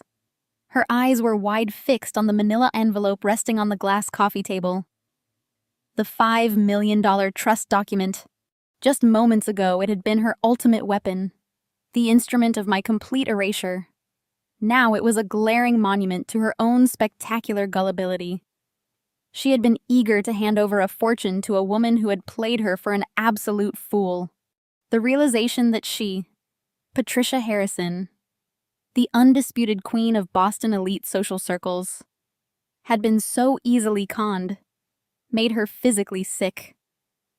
She pressed a trembling hand over her mouth, her breath coming in shallow, ragged gasps. Audrey remained frozen near the foot of the bed. Her smartphone was still clutched tightly in her hand, the screen glowing brightly in the tense room. She had spent the entire morning curating the perfect digital narrative of her family triumph. Now she was standing on ground zero of the most humiliating scandal her social circle would ever witness. She slowly lowered the device, her perfectly contoured face pale and stricken. The performative cruelty she had displayed earlier was entirely extinguished, replaced by a raw, suffocating panic. Harrison stepped away from the examination table, putting physical distance between himself and Brittany. He looked down at his hands as if he no longer recognized them. His entire identity was wrapped up in his family name, his perceived virility, and his arrogant assumption that he commanded the loyalty of everyone around him. He had thrown away an 8-year marriage and 2 children because he firmly believed he was entitled to a perfect, uncomplicated heir. He had traded gold for dirt, and the realization was completely paralyzing him. "Who is it?" Harrison whispered. His voice was completely devoid of its usual arrogant boom. It was a fragile, broken sound. "If it is not mine, then whose is it, Harrison? Please, you have to believe me." Brittany cried, fresh tears spilling over her mascara, leaving dark streaks down her pale cheeks. "I only wanted you. I only love you." It was a mistake. It meant nothing. I swear to God. It meant absolutely nothing. Her desperate, panicked confession was the final nail in the coffin. It was a complete admission of guilt. She stopped trying to blame the clinic. She stopped claiming the lab made an error. She had just admitted in front of the entire Harrison family that she had slept with someone else. The agonizing silence that swept through the clinic room following her admission was absolute. It was a heavy, suffocating quiet that seemed to suck the oxygen straight out of the atmosphere. No one yelled. No one threw anything. The sheer magnitude of the betrayal was too massive to process through immediate violence. It was the sound of a dynasty collapsing inward, crushed by the weight of its own unmitigated hubris. The ticking of the wall clock sounded like a judge gavel striking the bench, marking the absolute end of their meticulously crafted facade. The low mechanical hum of the ultrasound machine in the background served as a mocking reminder of the celebration that had taken place just 5 minutes prior. They had arrived as conquerors. They were now standing as absolute fools. In that crushing silence, the wheels of consequence began to turn. Patricia's entire social identity was tied to this child. Richard's distraction from his crumbling real estate empire was entirely centered on this new heir. Harrison's justification for abandoning his family was built solely on the promise of this baby. And now the foundation of their future was exposed as a complete and utter fraud. The doctor stood quietly by the counter, knowing better than to intervene in the profound destruction of a powerful family. He kept his eyes averted, allowing the silence to stretch and deepen. The quiet was worse than any screaming match could ever be. It was the terrifying stillness that precedes a massive explosion. Brittany sat shivering on the table, clutching the thin paper sheet to her chest, her eyes darting around the room, desperately looking for an escape route that did not exist. Harrison remained frozen, staring at the floor, his mind short-circuiting as the reality of his profound stupidity took root. The air was thick with unspoken questions. Who was the father? How had she managed to deceive them so completely? And most importantly, how could a genetic marker found predominantly in African or Middle Eastern populations end up in the DNA of a child conceived by a blonde girl from the Midwest? As the seconds agonizingly ticked by, the heavy silence demanded an answer. The genetic impossibility required a biological explanation. The entire family remained completely paralyzed, trapped in their own shock, unable to piece together the final devastating puzzle. The realization crept into the room like a slow, paralyzing frost. Patricia was the first to break the physical stillness. Her eyes darted away from Brittany and moved toward the doctor, her mind desperately trying to process the medical terminology that had just dismantled her entire reality. Sickle cell trait, a genetic marker predominantly found in individuals of African descent. Patricia repeated the demographic criteria in her head. She looked at her son Harrison, who was as pale as the aristocratic ancestors Patricia constantly bragged about. She looked at Brittany, the blonde, blue-eyed girl who had practically engineered her entire personality around looking like a traditional country club trophy wife. There was no biological way these two individuals could combine their DNA to produce this specific genetic outcome. It defied every fundamental law of science. Patricia slowly lifted her head. Her gaze swept past the expensive medical equipment, past the polished mahogany door, and finally came to rest on the far corner of the luxurious consultation suite. Standing near the floor-to-ceiling window framed by the sweeping view of the Boston skyline was Jamal. Jamal, the impeccably dressed, quiet and supportive husband of her daughter Audrey. Jamal, who was the only African-American person in the entire room, and indeed the only African-American person in their entire extended family. As Patricia's gaze locked onto her son-in-law, a visceral magnetic pull seemed to draw the attention of everyone else in the suite. Richard turned his head next, his heavy brow furrowed in severe confusion that rapidly warped into terrifying comprehension. Harrison slowly lifted his eyes from the floor, following his parents' line of sight until he too was staring directly at the man he had called his brother for the past 4 years. Finally, Audrey turned. She lowered her smartphone completely, her carefully curated social media persona evaporating into thin air. She stared at her husband, the man who had kissed her cheek just 20 minutes ago, and smiled for her camera. The collective weight of their stares hit Jamal like a physical blow. For years, Jamal had been the absolute master of emotional discipline. He had navigated the Harrison family's toxic ecosystem by maintaining an impenetrable stoic facade. He had endured Richard's passive-aggressive jokes and Patricia's thinly veiled condescension by projecting an aura of untouchable polite serenity. But in this exact moment, facing the undeniable biological evidence of his own catastrophic betrayal, that perfect mask completely shattered. Jamal's shoulders stiffened. The relaxed, confident posture he had maintained all morning instantly dissolved. His dark eyes widened, darting frantically around the room, as if searching for a logical escape route that simply did not exist. He swallowed hard, his Adam's apple bobbing visibly against the tight collar of his custom-tailored dress shirt. A fine sheen of sweat broke out across his forehead, gleaming under the harsh clinical lights. He opened his mouth to speak, perhaps to offer a denial, perhaps to feign ignorance, but his vocal cords entirely failed him. The profound guilt was written across every single muscle in his face. He looked absolutely terrified. If there was any lingering doubt in the room, if anyone was clinging to the desperate hope of a bizarre medical anomaly, Brittany instantly eradicated it, as the family stared at Jamal. Brittany let out a sharp, strangled gasp. Her hands flew to her face, dropping the thin paper examination sheet. She looked directly at Jamal, her eyes wide with sheer, unadulterated panic. It was not a look of confusion.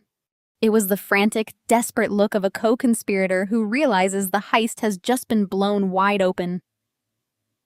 "Jamal, please, Brittany," whimpered, her voice trembling so violently it cracked. Tell them it was only that one time after the charity gala. Tell them you said you would handle it." Her words were the equivalent of dropping a lit match into a powder keg. She did not look at Harrison to beg for forgiveness. She looked at Jamal to beg for an alibi. The secret they had aggressively hidden behind polite smiles and family dinners was now lying exposed on the cold, sterile floor of the maternity clinic. The child inside Brittany, the $5 million heir the family had just spent months worshipping, did not belong to the golden son. The child belonged to the son-in-law. Audrey took a slow, unsteady step backward, physically recoiling from her husband. The phone slipped from her fingers, clattering loudly against the polished marble floor. The sharp sound of the cracking screen echoed through the silent room. But nobody even glanced downward. Audrey's perfectly contoured face contorted into a mask of pure agony. The woman who thrived on broadcasting her perfect life to the world was now staring at the total annihilation of her marriage. You. Audrey breathed her voice, a fragile, hollow rasp. You slept with my brother's pregnant girlfriend. You stood in my kitchen. You slept in my bed. And you were sleeping with her. Audrey, listen to me. Jamal finally choked out, raising his hands in a desperate, placating gesture. It is not what it looks like. It was a mistake. I was drunk. We were both drunk after the spring fundraiser. She came on to me. I never meant for this to happen. I swear to you. I did not know she was pregnant with my kid until right now.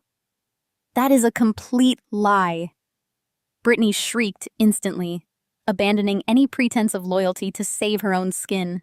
She quickly scrambled backward on the examination table, pointing a shaking finger at Jamal. You already knew. I told you 2 months ago when I realized the timeline did not match up with Harrison. You told me to keep my mouth shut. You told me to let Harrison sign the birth certificate so the baby would get the trust fund. You said we could take the money and run away together after the divorce was finalized. Brittany's confession ignited the room. Audrey let out a sound that did not even seem human. It was the agonizing shriek of a woman whose universe had just been obliterated. She lunged forward before Jamal could defend himself. Her manicured fingers curled into claws as she struck him across the face. The sharp crack echoed against the sterile cabinets. You plan to take my family's money! Audrey screamed, her voice cracking as she struck him again, pushing him backward against the heavy glass window. You stood in my house. You ate at my parents' table. And you were waiting for my brother's divorce so you could run away with his pregnant mistress using our wealth.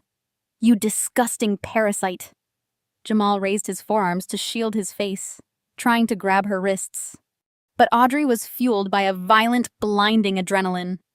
He stumbled, his expensive charcoal suit crumpling as he backed into the corner. Audrey, stop! He pleaded, his voice laced with panic. She is lying to save herself. I never agreed to run away with her. I told her to get an abortion. Brittany shrieked from the table, grabbing a plastic tray of medical instruments and hurling it at Jamal. It crashed against the wall, sending sterile cotton swabs clattering across the floor. You told me you loved me, Brittany wailed, scrambling backward until her spine hit the monitoring equipment. You promised we would be rich. You said Harrison was a gullible idiot who would never question the timeline because he was too obsessed with having a son. The words hit Harrison with the physical force of a truck. A gullible idiot. He stood paralyzed in the center of the chaotic room. His hands hung loosely by his sides, his pristine suit suddenly feeling like a straitjacket. The fighting raged around him. Audrey had turned her violent rage toward the examination table, hurling medical supplies at Brittany while screaming obscenities that shattered her high society persona. Doctor. Evans pressed himself flat against the far wall, shouting for clinic security to intervene. But Harrison heard none of it. The noise faded into a dull hum as the catastrophic reality of his situation disassembled his ego. His mind violently snapped backward to the law office 2 hours prior. He saw Clara sitting across the mahogany table. He remembered how stoic she looked, how her hands never trembled when she picked up the pen. He remembered mocking her, telling her not to be vindictive, boasting his new son deserved a proper home. He felt so powerful in that moment. He genuinely believed he was discarding a broken woman to upgrade to a vibrant model who would secure his masculine legacy. Clara did not cry because she was broken. Clara did not cry because she already knew. The realization hit his chest like a physical blow, stealing the oxygen from his lungs. Clara, the forensic accountant, the woman who noticed a missing dollar in a grocery budget. Of course, she knew.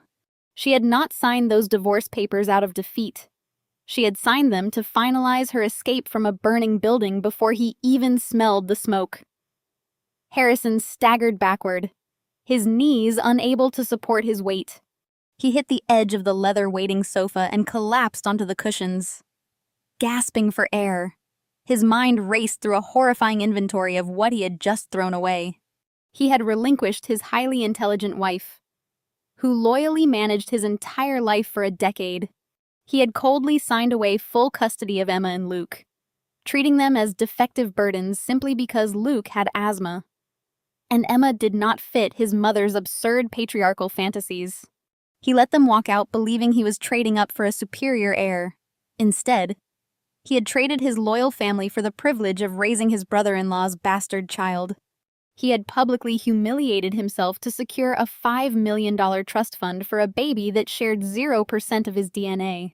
He had destroyed his marriage to protect a 24-year-old gold digger who had just openly admitted to conspiring with his sister's husband to rob the Harrison family blind. The sheer magnitude of his stupidity was suffocating.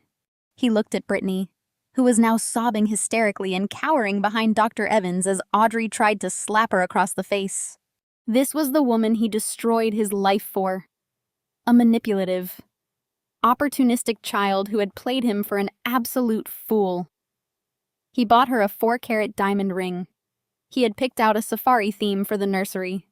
He had bragged to his friends at the country club about his new, perfect life.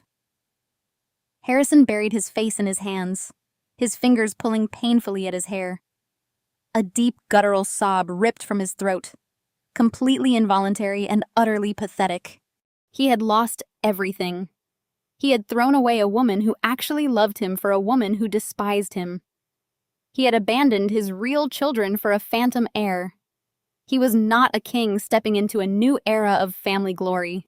He was the punchline of a sick, twisted joke that his wife had quietly orchestrated from the shadows.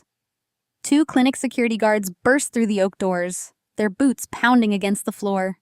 They immediately grabbed Audrey by the arms, dragging her away from the examination table as she thrashed and kicked, screaming she was going to kill them both. Jamal took the opportunity to bolt toward the doorway, shoving past one of the guards in a desperate bid to escape the room. The sophisticated Harrison family had been reduced to a violent spectacle of complete degeneracy. The pristine consultation suite was trashed medical supplies scattered across the floor, the heavy tension of betrayal staining the sterile environment. Harrison remained slumped on the sofa, paralyzed by the sheer weight of his own catastrophic arrogance, waiting for a bottom that he had not even begun to hit. Patricia had spent her entire adult life curating an image of untouchable perfection. She hosted elite charity galas, dictated the social hierarchy of Boston high society, and viewed her family as a royal dynasty existing far above the laws of ordinary morality. But watching her son-in-law flee through the clinic doors like a common thief, while her daughter screamed obscenities in the grip of 2 security guards, finally shattered her mind. Her gaze dropped to the glass coffee table. The $5 million trust document, the very instrument she had designed to secure her pure blood heir, lay wrinkled and stained by a spilled espresso. The sheer absurdity of the situation was too much for her fragile, ego-driven constitution to bear. She had eagerly brought her entire family to this clinic to celebrate her daughter's husband, impregnating her son's mistress. Patricia let out a strange, high-pitched wheeze. Her hands flew to her chest, clutching her designer pearls tightly. Her eyes rolled back into her head, and her knees completely buckled beneath her. She collapsed backward, missing the plush leather sofa entirely, and struck the polished marble floor with a heavy, undignified thud. Her expensive beige skirt hiked up past her knees, and her perfectly styled hair sprawled haphazardly across the cold tiles. Richard bellowed his wife's name, his voice booming over the chaotic den of the room. He rushed toward Patricia, his heavy footsteps echoing against the walls. For a brief moment, the titan of commercial real estate looked like nothing more than a panicked, aging man. But Richard Harrison did not know how to handle vulnerability. His instinct was always to dominate, to suppress, and to threaten anyone who witnessed his family. In a moment of weakness, He knelt beside Patricia, shaking her shoulder roughly until she let out a faint groan before turning his furious gaze upon the clinic staff. "Clear the room." Richard roared, his face purple with absolute rage. He pointed a thick, trembling finger at the two security guards who were still struggling to restrain Audrey near the doorway. "Let go of my daughter this instant. Do you have any idea who I am? I own half the commercial properties in this district. Release her and get out of here before I have you both fired and blacklisted from working in the city ever again." The guards exchanged a wary glance, but they did not release their grip. Audrey was still thrashing wildly, her expensive heels kicking at the heavy oak doorframe. Her face was streaked with running mascara and tears of profound betrayal. "I will kill him!" Audrey shrieked, her voice ragged. "I will kill them both!" Richard stood up, abandoning his semi-conscious wife on the floor.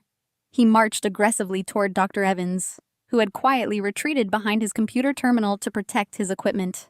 "You listen to me very carefully," Richard growled, leaning heavily over the counter and invading the doctor's personal space. "Whatever happened in this room today is strictly classified under patient confidentiality. If I hear a single whisper about this in the press or at the country club, or from any of your gossiping nurses, I will bring the full force of my legal team down on this clinic. I will sue you into absolute oblivion. I will make sure you lose your medical license and spend the rest of your life buried in litigation." Dr. Evans did not flinch. He had spent decades dealing with entitled wealthy men who believed their bank accounts placed them above reality. The doctor calmly adjusted his glasses, looking Richard directly in the eye with a gaze entirely devoid of intimidation. "Mr. Harrison," Dr. Evans replied, his tone chillingly professional, "my staff and I are bound by strict medical privacy laws. We do not gossip. However, I highly suggest you lower your voice. Your daughter is actively assaulting my security personnel. Your son's former partner has just confessed to infidelity within your family, and your wife requires medical attention on my floor. You are currently creating a massive public disturbance in a healthcare facility. If you do not instruct your family to compose themselves immediately, I will be forced to call the Boston Police Department to restore order and escort you off the premises." The direct threat of police involvement struck Richard like a bucket of ice water. The absolute last thing his fragile real estate empire needed right now was a police report documenting a violent domestic dispute involving his pregnant future daughter-in-law and his fleeing son-in-law. A police presence meant public records. Public records meant eager journalists. Journalists meant complete social and financial ruin. Richard swallowed hard, his blustering bravado rapidly deflating. He turned back to the room, desperately trying to salvage whatever shreds of dignity remained. But there was nothing left to save. The immaculate VIP consultation suite looked like the aftermath of a violent bar brawl. Sterile cotton swabs and knocked-over medical trays littered the floor. Brittany was sobbing loudly in the corner, clutching her stomach and pleading for Harrison to look at her. Harrison remained completely catatonic on the sofa, his eyes staring blankly at the wall, completely broken by the revelation that Clara had outsmarted him flawlessly. Patricia was slowly groaning, trying to sit up while wiping espresso off her ruined suit, completely stripped of her matriarchal superiority. The carefully curated image of the Harrison dynasty had been entirely physically and verbally demolished. They had walked into this building carrying the supreme arrogance of untouchable elites. They had loudly boasted about shedding the dead weight of a loyal wife to secure a Pereb blood heir. Now they were exposed as a deeply fractured, morally bankrupt collection of narcissists.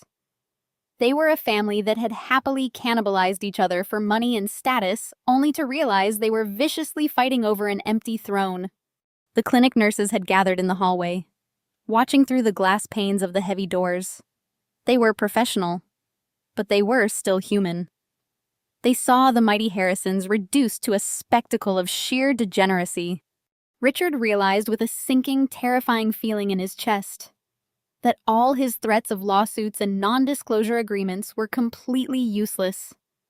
The story was simply too explosive to contain. Whispers would inevitably spread. The country club would know by evening. The corporate board members would hear about the colossal embarrassment before Monday. The immaculate facade he had spent his entire life building was irreparably shattered. He knelt back down on the cold marble floor, awkwardly grabbing Patricia by the arm to haul her to her feet. "Get up, Patricia," he hissed angrily, completely abandoning any pretense of gentle spousal care. "Get up right now. We are leaving." Patricia stumbled upright, leaning heavily against the glass table for balance. She looked around the ruined room, her eyes wide and unfocused. "But the trust fund," she mumbled incoherently, her brain still desperately clinging to her previous reality. "The $5 million for the baby. We have to sign the papers to protect the legacy." "There is no baby," Richard snarled, his voice vibrating with a potent mixture of rage and sheer panic. He grabbed the thick manila envelope from the table, violently crushing the pristine legal documents in his fist. "And there is no legacy. The entire thing is a scam." He dragged his disoriented wife toward the door, barking at Audrey to stop screaming and get moving. He completely ignored Harrison, leaving his broken, humiliated son staring blankly at the wall. Richard just needed to get them out of this building before the police arrived. He desperately needed to get them back to their Beacon Hill mansion to regroup, to strategize, and to figure out how to bury this catastrophic scandal. But Richard did not know that his desperate race back to their safe haven was entirely pointless. He did not know that the true nightmare of this day had not even fully begun. As Richard dragged Patricia through the heavy glass doors of the maternity clinic and out into the crisp Boston morning, his tailored wool coat felt suddenly suffocating. He shoved past a group of startled, expectant parents, his grip on Patricia's arm bruisingly tight. Audrey stumbled out behind them, her ruined makeup strewn across her face, still sobbing violently, while the clinic security guards stood firmly at the entrance to ensure they did not return. Harrison and Brittany were completely left behind in the consultation room, two broken pieces of a shattered puzzle that Richard no longer cared to fix. His only priority was getting to his home office. He needed his secure landline, his crisis management team, and a very strong drink. He raised his hand to signal the valet for his SUV, before the young attendant could even retrieve the keys. Richard's cell phone began vibrating violently inside his breast pocket. He ignored it. He did not have the patience for clients or contractors right now. But the phone stopped immediately, rang again, and then a third time in rapid succession. It was the emergency bypass ringtone assigned strictly to his chief financial officer and his private wealth manager at the bank. Richard snatched the phone from his pocket, his thumb jabbing the answer button aggressively. "What is it?" Richard barked, not bothering with a greeting. "I am in the middle of a massive family crisis. Cancel all my meetings for the week." "Richard, you need to get to my office right now." The voice on the other end belonged to William, the senior vice president of the private wealth division who had managed the Harrison family money for 2 decades. William did not sound like a subordinate reporting to a powerful client. He sounded like a man standing on the edge of a cliff. "I cannot authorize any wire transfers, and I cannot process the trust documents you requested this morning." "What are you talking about?" Richard snapped his face, turning an angry shade of red. "I have tens of millions of dollars flowing through your institution. You will process the trust fund transfer the minute I tell you to, or I will pull every single asset I own and move it to a competitor by noon." "You do not have any assets to move," Richard William replied, his voice dropping to a harsh, panicked whisper. "You have absolutely nothing. The federal government just locked the doors." Richard froze. The bustling noise of the Boston street traffic seemed to completely fade away. Patricia leaned against the stone pillar of the clinic entrance, wiping her eyes and asking what was wrong. But Richard held up a shaking hand to silence her. Explain yourself. Richard demanded, his vocal cords tightening. 10 minutes ago, we received an emergency federal injunction from the Internal Revenue Service. William explained, the sheer terror evident in his rapid delivery.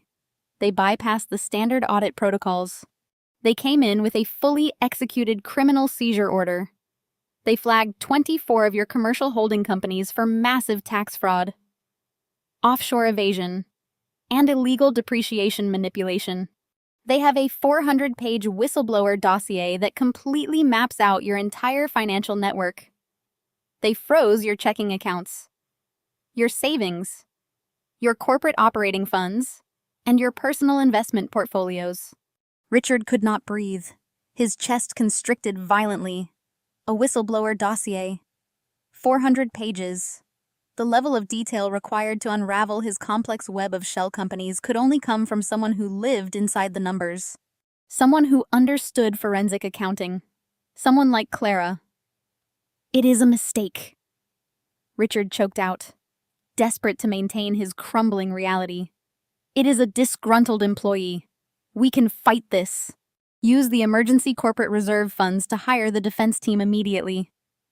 There are no reserve funds, William shot back, destroying the last shred of Richard's hope. The commercial loans on your downtown properties just went into immediate default. 3 major banks called in the $15 million debt simultaneously an hour ago. How Richard roared, ignoring the stares of pedestrians walking past the clinic. Those loans are secured. They are bulletproof. They were secured by Clara's credit. William clarified, delivering the fatal blow. Her lawyer submitted federal declarations of forged signatures and fraudulent representation yesterday afternoon. She legally unlined herself from your entire portfolio. Because the loans were secured under false pretenses. The banks triggered the immediate recall clauses. The moment Clara removed her financial shield, your debt-to-income ratio imploded. Richard stumbled backward, his back hitting the cold stone wall of the clinic. The realization hit him with the devastating force of a freight train. Clara had not just walked away from the marriage. She had surgically removed the only support beam keeping the entire Harrison empire from collapsing into the dirt. She had smiled at him across that mahogany table, signed the divorce papers, and knowingly handed him a ticking bomb. I need to get home, Richard gasped, his vision blurring at the edges.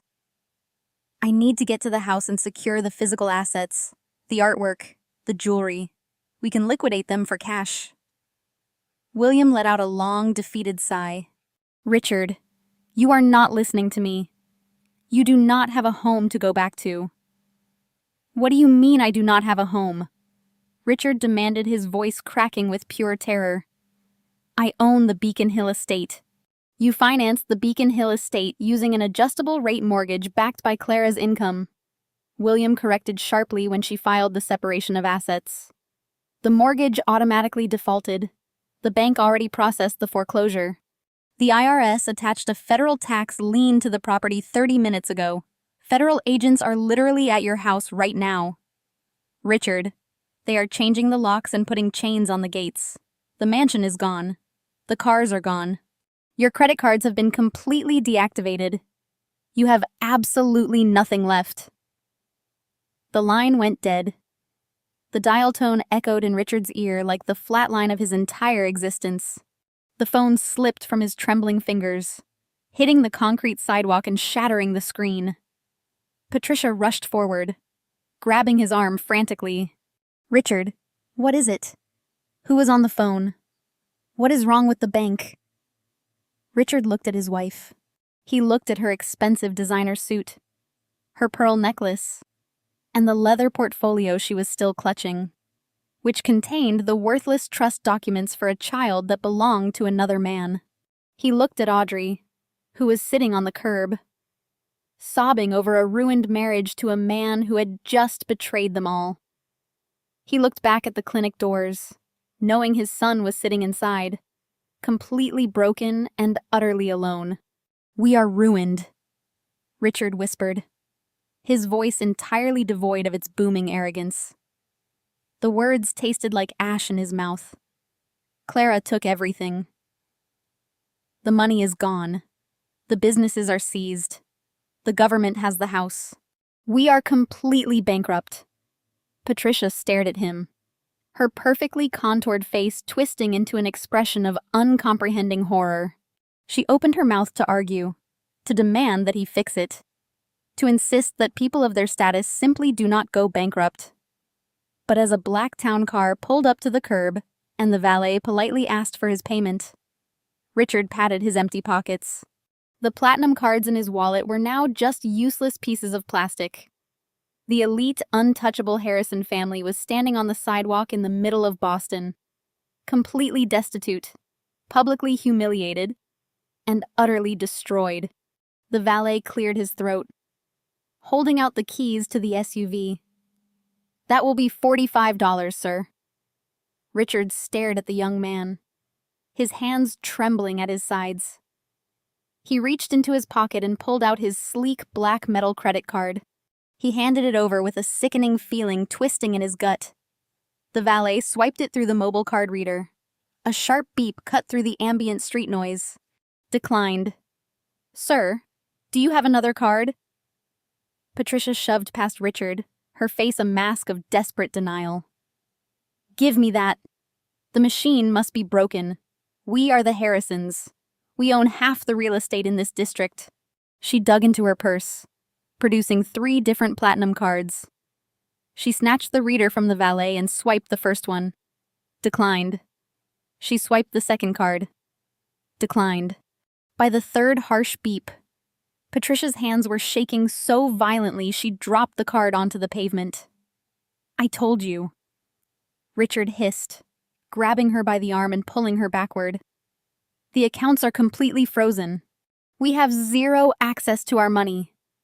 "But we need the car," Patricia wailed, her voice cracking as a group of well-dressed pedestrians slowed down to watch the bizarre spectacle. "We need to go home right now." "There is no home," Richard roared, losing his carefully curated composure. "The IRS has seized the Beacon Hill estate. Federal agents are chaining the gates shut right now. We cannot go back there. We cannot go to the bank. We cannot even buy a cup of coffee." The realization crashed into Patricia with violent physical force. She looked down at the concrete, her breath coming in rapid. Shallow gasps. Audrey, still sitting on the curb with her ruined makeup, let out a hollow, manic laugh that sounded much more like an agonizing sob. Richard stared blankly at the busy passing traffic, the intricate pieces of Clara's brilliant puzzle finally snapping together in his mind. The sheer magnitude of her deception was absolutely staggering. For 8 years, they had treated her like a glorified secretary. They had mocked her modest background and dismissed her professional career. All the while, she had been sitting silently at their dining table, pouring their expensive wine, and mapping the exact coordinates of their financial execution. She had possessed complete access to every corporate ledger, every hidden offshore account, and every forged signature he had ever made. She knew about Harrison's affair. She had to have known for months, instead of throwing a hysterical fit or demanding marriage counseling. She had weaponized her silence. She let Harrison blindly believe he was the mastermind of the divorce. She let Patricia gleefully plan a lavish nursery for a child that Clara likely already knew belonged to Jamal. Clara had timed the federal whistleblower report perfectly. She timed the mortgage default flawlessly. She synchronized the absolute destruction of their entire empire to coincide exactly with the moment they would be standing in this clinic completely distracted by their own monumental arrogance. She played us. Richard whispered the horrifying truth, completely paralyzing him. She smiled right in our very faces, signed the divorce papers, and slaughtered us all without leaving a single fingerprint. The heavy glass doors of the clinic slid open again. Harrison stumbled out onto the sidewalk. He truly looked like a walking corpse. His expensive suit jacket was gone. His tie was loosened, and his eyes were completely bloodshot. He did not have Brittany with him. He walked slowly toward his parents, moving like a man walking toward a firing squad. It is Jamal's. Harrison choked out his voice. A raspy, broken whisper. The baby. Brittany confessed everything. She and Jamal have been sleeping together for a year. They plan to use my name on the birth certificate to secure the $5 million trust fund. They were going to take our money and run away. Audrey let out another loud, agonizing scream from the curb, burying her face in her hands. Her husband and her brother's mistress had conspired to rob the family blind, and they had all walked blindly into the trap. Patricia grabbed Harrison's collar, shaking him desperately. Well, thank God we did not sign the papers. The trust fund is safe. We still have that money to rebuild. Harrison looked at his mother with dead, empty eyes. Mom, the trust fund was backed by Dad's commercial equity. I just got a text from my broker before the service cut off. The federal government seized the holding company 20 minutes ago. The money does not exist. Patricia let go of his collar, staggering backward. The elite, untouchable Harrison family was standing in the middle of the sidewalk, completely exposed to the harsh light of reality. The social facade they had violently protected for decades had vanished. Several members of their exclusive country club were walking out of a high-end cafe across the street. Richard saw them stop and point. They were watching Richard Harrison, the titan of Boston real estate, unable to pay a simple valet fee, while his daughter wept on the curb and his son looked like a vagrant. The crushing weight of karma pressed down on them, suffocating and absolute. For years they had demanded absolute loyalty while offering none. They had prioritized bloodlines and status over basic human decency. They had ruthlessly discarded a loyal wife and 2 innocent children because they firmly believed they were entitled to an upgraded pure-blood heir. Their boundless greed and staggering arrogance had completely blinded them to the danger lurking in their own home. They had handed a forensic accountant the keys to their fraudulent empire and dared her to look inside. Clara had not just looked. She had meticulously packed the very foundation of their lives with dynamite. Now they had absolutely nowhere to go. They could not call a taxi. They could not book a hotel room. Their prestigious social circle, which survived purely on wealth and reputation, would instantly abandon them. The notoriously judgmental Boston elite did not associate with bankrupt, disgraced tax evaders who were actively involved in sordid, highly public paternity scandals. The excommunication would be swift and merciless. Richard looked at his fractured, penniless family. Audrey was rocking back and forth on the concrete. Patricia was staring blankly at her worthless leather portfolio. Harrison was crying silently, mourning the loss of a life he had arrogantly thrown in the garbage. They had cannibalized each other for a prize that was nothing but a complete illusion. Clara had not needed to scream fight or demand justice. She had simply removed her financial protection, stepped completely out of the way, and allowed the Harrison family to utterly destroy themselves. The absolute brilliance of her execution left Richard speechless.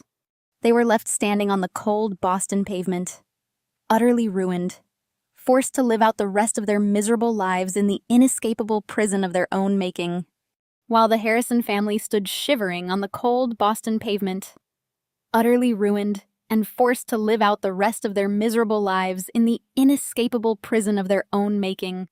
I was seated comfortably in a warm, dimly lit cafe tucked away on a cobblestone street in Edinburgh.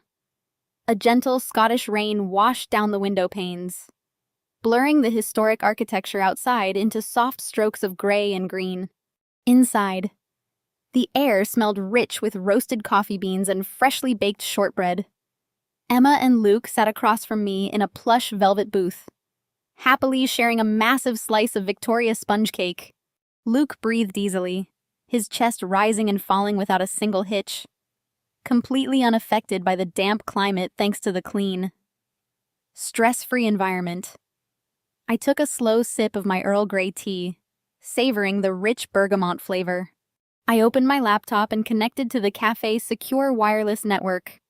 Before boarding my flight in Boston, I had forwarded my old phone number to an encrypted cloud voicemail, I did not want to speak to them directly, but as a forensic accountant. I always verify that a transaction has been successfully completed.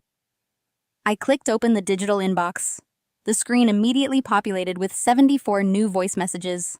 The timestamps began exactly at 9:30 in the morning, Eastern Standard Time, perfectly aligning with the moment Dr. Evans would have dropped the genetic bombshell. I plugged in my earphones and clicked play on the very first message. Harrison's voice flooded my ears. The arrogant, booming tone of the corporate air was completely gone. In its place was the frantic, high-pitched wee of a man who had just watched his entire universe collapse. "Clara, please pick up the phone." Harrison begged, his breath hitching audibly. "You have to answer me. There has been a massive mistake. The baby is not mine. Brittany lied to me. She has been sleeping with Jamal for a year." Jamal Clara, my own brother-in-law. They were plotting to steal the trust fund. I was totally manipulated. She preyed on my desire for a son. You have to believe me. I was just a victim in all of this. Please call me back. I took another calm sip of my tea. The sheer audacity of Harrison casting himself as the victim was completely expected. He was a man utterly incapable of taking responsibility for his own actions. I clicked the next message, time-stamped 30 minutes later. "Clara, the banks just froze everything." Harrison sobbed. Actual pathetic tears echoed through the digital recording. "The IRS is at the house. They put chains on the gates of the Beacon Hill estate. My dad says you removed your name from the guarantor accounts. You cannot do this to me. I have no money. My credit cards are declined. I am standing on the street, and I cannot even afford a taxi. Please, Clara. You always know how to fix the finances. You know the tax laws. Just call the bank and tell them it was a clerical error. Tell them you will back the loans again just for a few months until we sort this out. I miss you.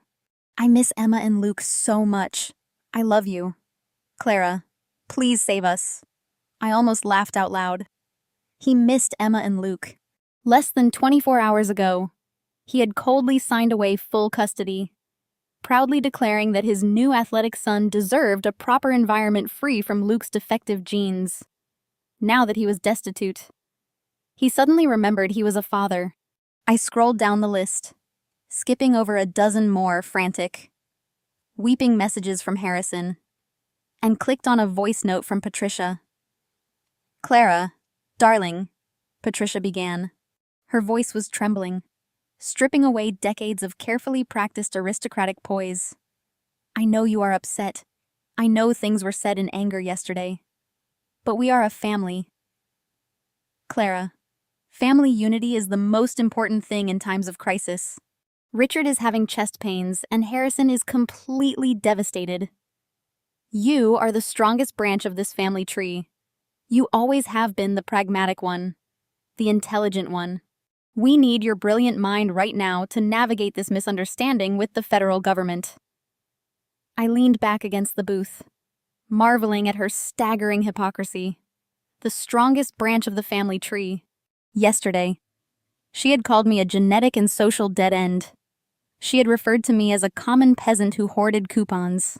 Now that her $5 million trust fund was exposed as a phantom asset, and her son's mistress was revealed as a gold-digging fraud, I was suddenly the brilliant savior she desperately needed. I continued listening as Patricia's messages grew increasingly unhinged over the next few hours. The veneer of polite reconciliation rapidly disintegrated into sheer, unadulterated panic. "Clara, you have to call off the IRS."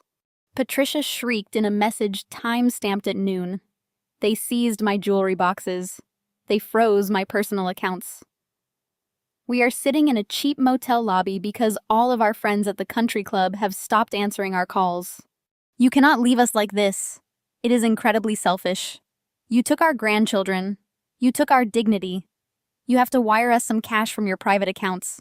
Just $50,000 to hire a defense attorney. We will pay you back, I swear. You owe us for taking you in when you had nothing." The projection was astounding. I did not owe them anything. They had relentlessly exploited my professional skills and my flawless credit rating to sustain their criminal lifestyle. They had treated me like a disposable asset, fully intending to leave me financially ruined. While they paraded around Boston with a stolen fortune and a fake heir, I watched my children across the table. Emma was carefully breaking her shortbread cookie into 2 perfectly equal pieces, sliding the larger half toward her younger brother. Luke smiled brightly, thanking her before taking a massive bite.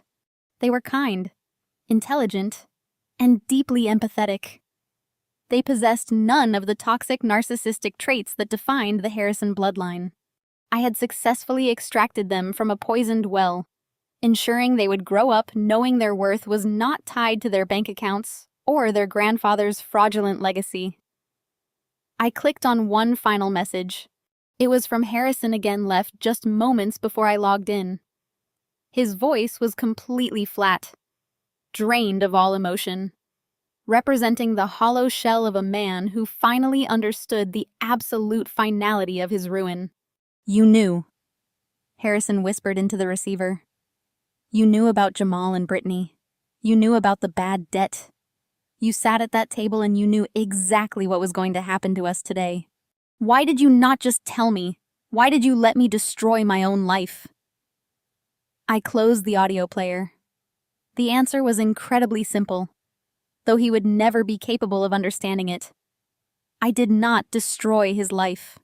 I simply stopped protecting him from the consequences of his own monumental greed. He had built a house entirely out of matches doused in gasoline and handed the spark to his brother-in-law. All I did was quietly walk out the front door before the whole thing went up in flames.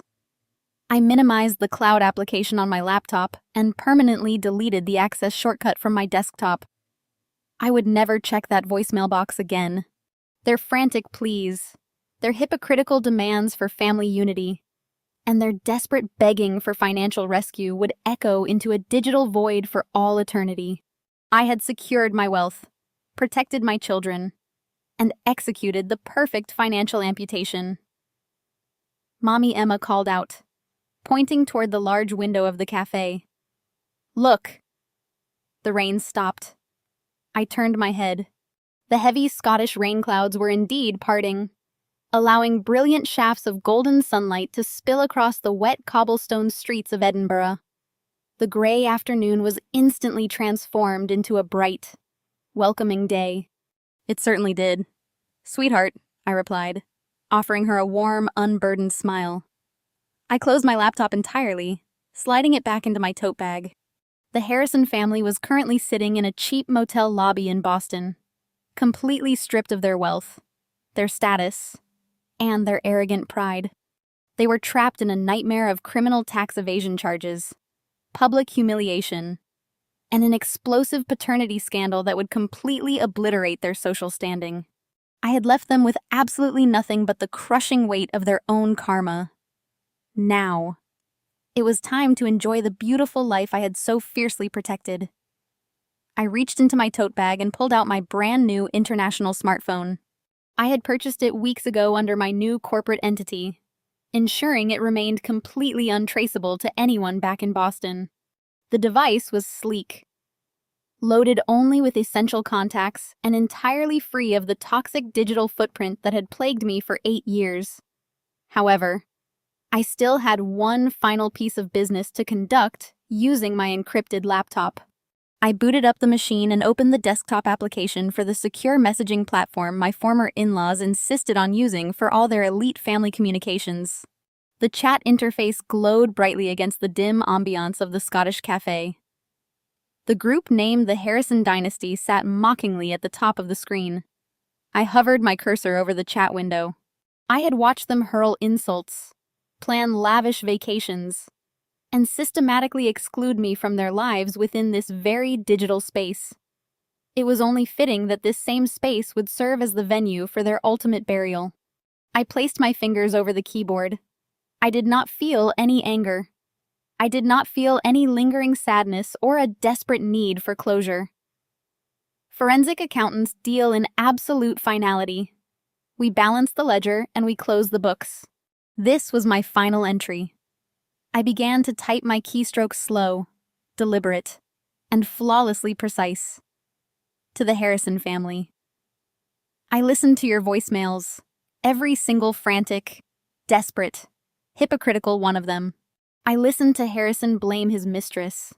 I listened to Patricia beg for the intellect she spent a decade mocking. And I listened to the sound of an arrogant empire burning to the ground. You have all spent the last 8 years treating my existence as a temporary inconvenience. You mocked my background, insulted my children, and aggressively leveraged my pristine financial standing to mask your own colossal incompetence. You thought you were shedding dead weight to make room for a pure-blood heir. Instead, you gleefully embraced a fraud and handed me the perfect opportunity to walk away completely unscathed. I paused, taking a sip of my Earl Grey tea, ensuring every word carried the exact weight of a judge handing down a life sentence. Harrison, you proudly traded your loyal family for the privilege of raising your brother-in-law's child. Enjoy your new reality. Patricia and Richard, the Beacon Hill mansion, is gone. The $15 million commercial debt is entirely yours to bear. The Internal Revenue Service has the meticulously detailed 400-page dossier I prepared for them. I highly suggest you stop leaving me voicemails and start looking for a very aggressive criminal defense attorney, though I doubt you can afford one now. Jamal, your secret is out. Audrey, I hope your Instagram followers enjoy the reality of your shattered marriage. I looked over the paragraph. It was completely devoid of emotion, reading more like an autopsy report than a goodbye letter. That was exactly the tone I wanted. I added one final unyielding decree. The divorce is finalized. My assets are legally fortified in overseas trusts that your lawyers will never touch. My children are safe from your toxic influence. You wanted a new beginning for your dynasty, and now you have it. Do not attempt to contact me again. Do not email. Do not call. And do not try to find us. Any further communication will be forwarded directly to local authorities as targeted harassment. The house is surrendered. The money is secured. Congratulations on your new heir. Let yourselves rot. I moved the cursor over the send button. I did not hesitate. I clicked the button and watched the message appear in the bright blue bubble on the screen. Because I was using a synchronized application, I could see the read receipts actively updating in real time. The little icons next to the message shifted almost instantly. Delivered. Then one by one. The indicators changed. Read by Harrison. Read by Patricia. Read by Audrey. Read by Richard. I pictured them huddled together in that cheap motel lobby, staring down at their glowing screens. I imagined the remaining color draining from Patricia's face as she read the words Internal Revenue Service dossier. I envisioned Harrison staring at the confirmation that I had known everything all along. His last shred of hope for a financial rescue completely evaporating into thin air. They were reading the exact terms of their surrender dictated by the woman they thought they had conquered. A typing indicator appeared at the bottom of the screen. Harrison is typing. I did not wait to see his pathetic response. I moved my cursor up to the group settings. I clicked on the option to leave the chat. A warning prompt appeared asking if I was sure I wanted to permanently remove myself from the conversation. I clicked confirm. The chat window vanished instantly, wiping the Harrison dynasty off my screen forever. But I was not finished. I navigated to the account settings of the application. I scrolled down to the security section and selected the option to permanently delete my account. Another prompt warned me that this action would erase all data contacts and history, making it completely impossible for anyone from my past to ever reach me through this platform again. I typed in my password, confirming my identity, and hit delete.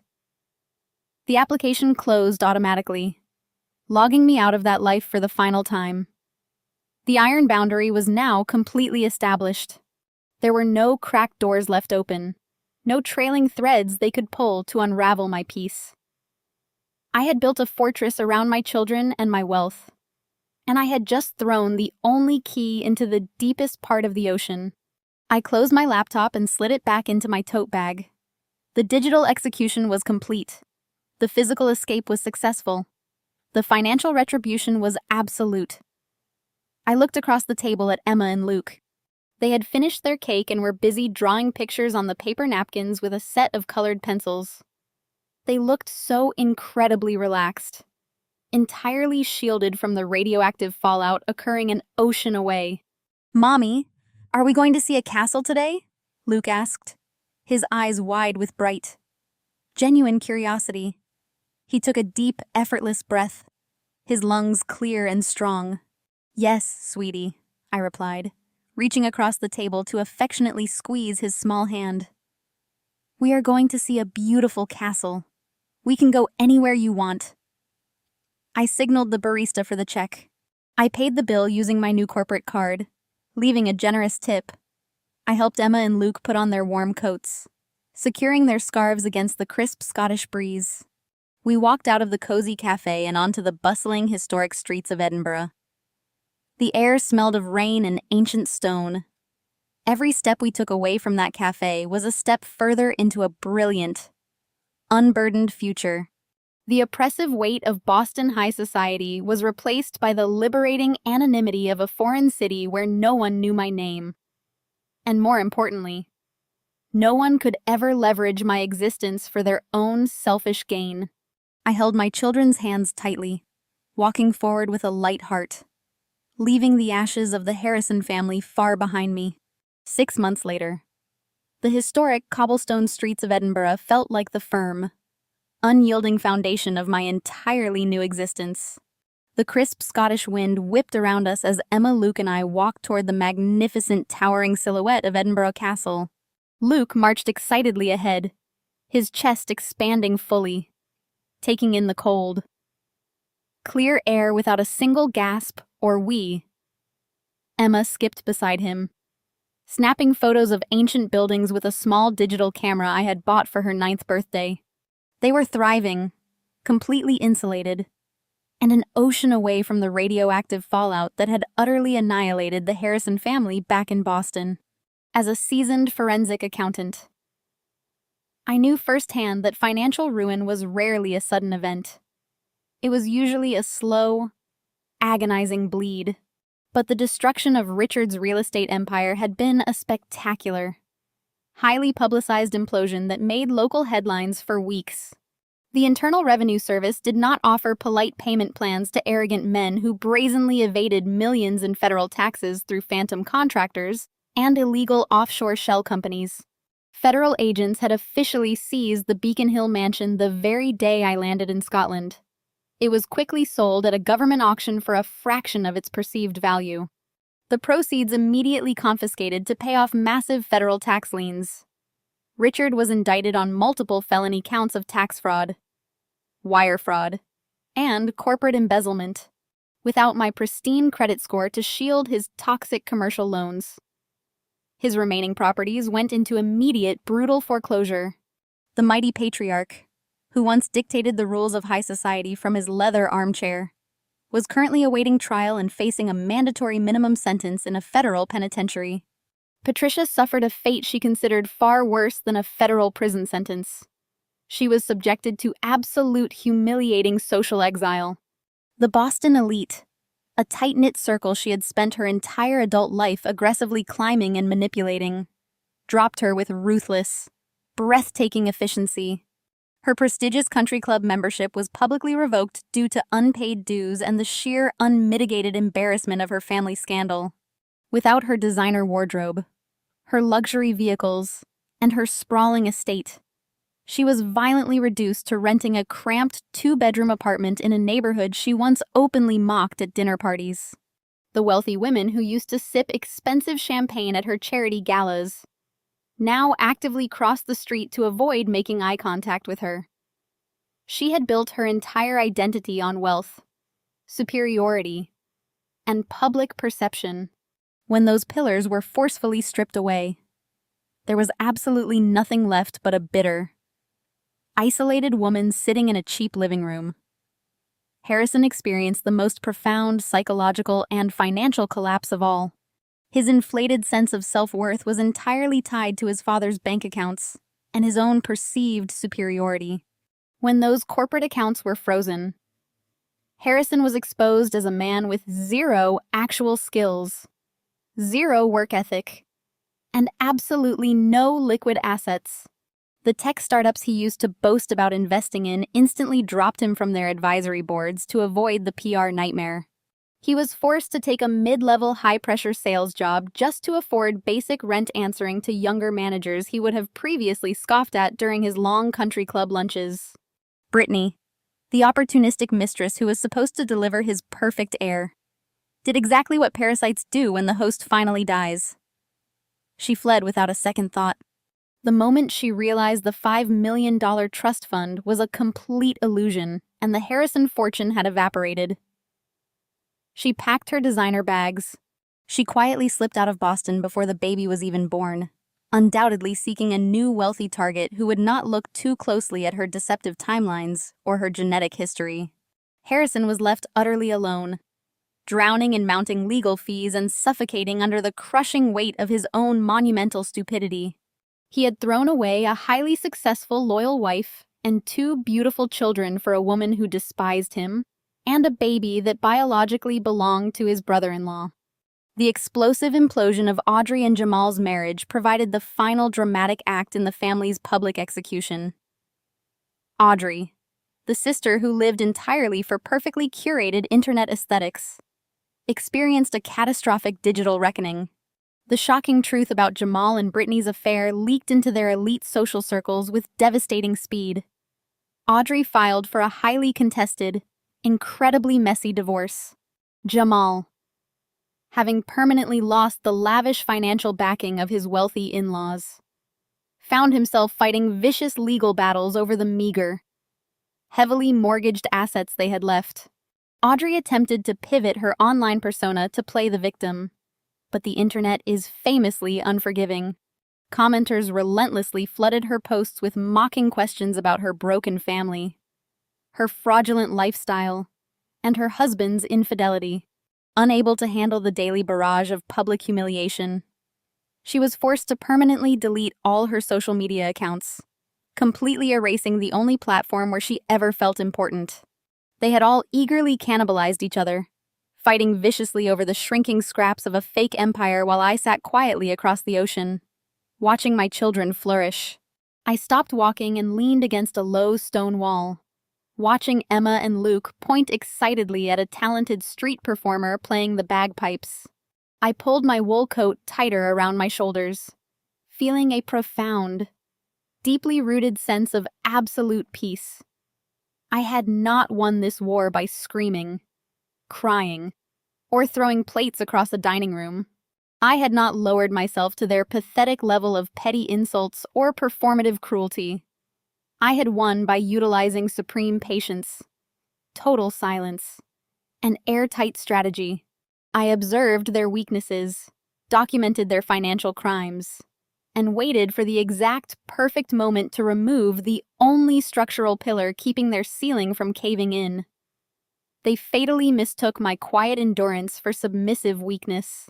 They arrogantly believed that because I did not fight loudly, I was not fighting at all. They failed to realize that the most dangerous opponent is never the one screaming in your face. The most dangerous opponent is the one silently doing the math, calculating the precise trajectory of your downfall, and patiently waiting for you to hand them the match. My phone buzzed in my pocket with an alert from my new international accounting firm. A major European client had just specifically requested my forensic expertise for a massive corporate audit. My career was soaring. My finances were impeccably secure.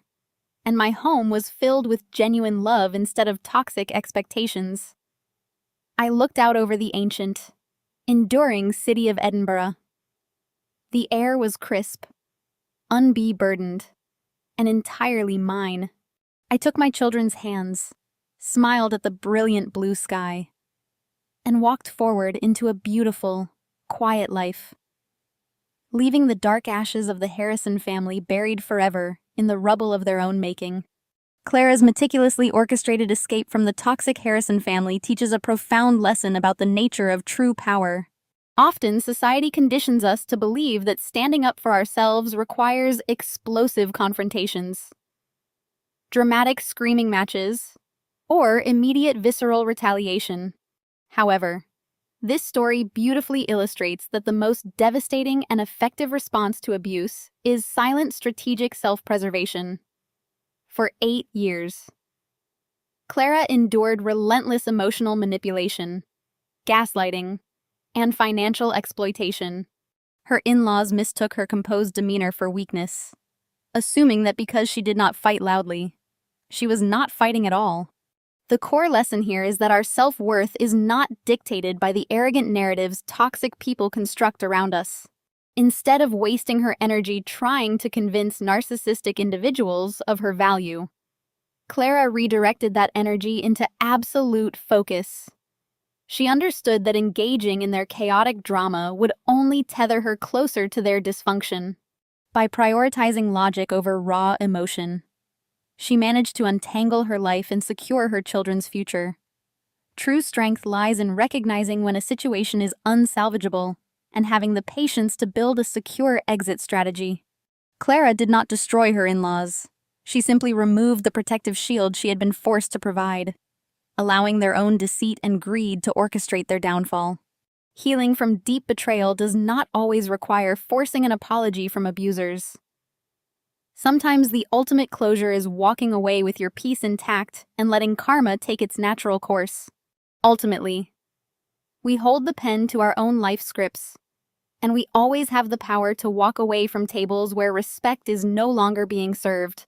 Take a moment today to evaluate your own boundaries and bravely step away from any relationship that demands you sacrifice your peace for their comfort.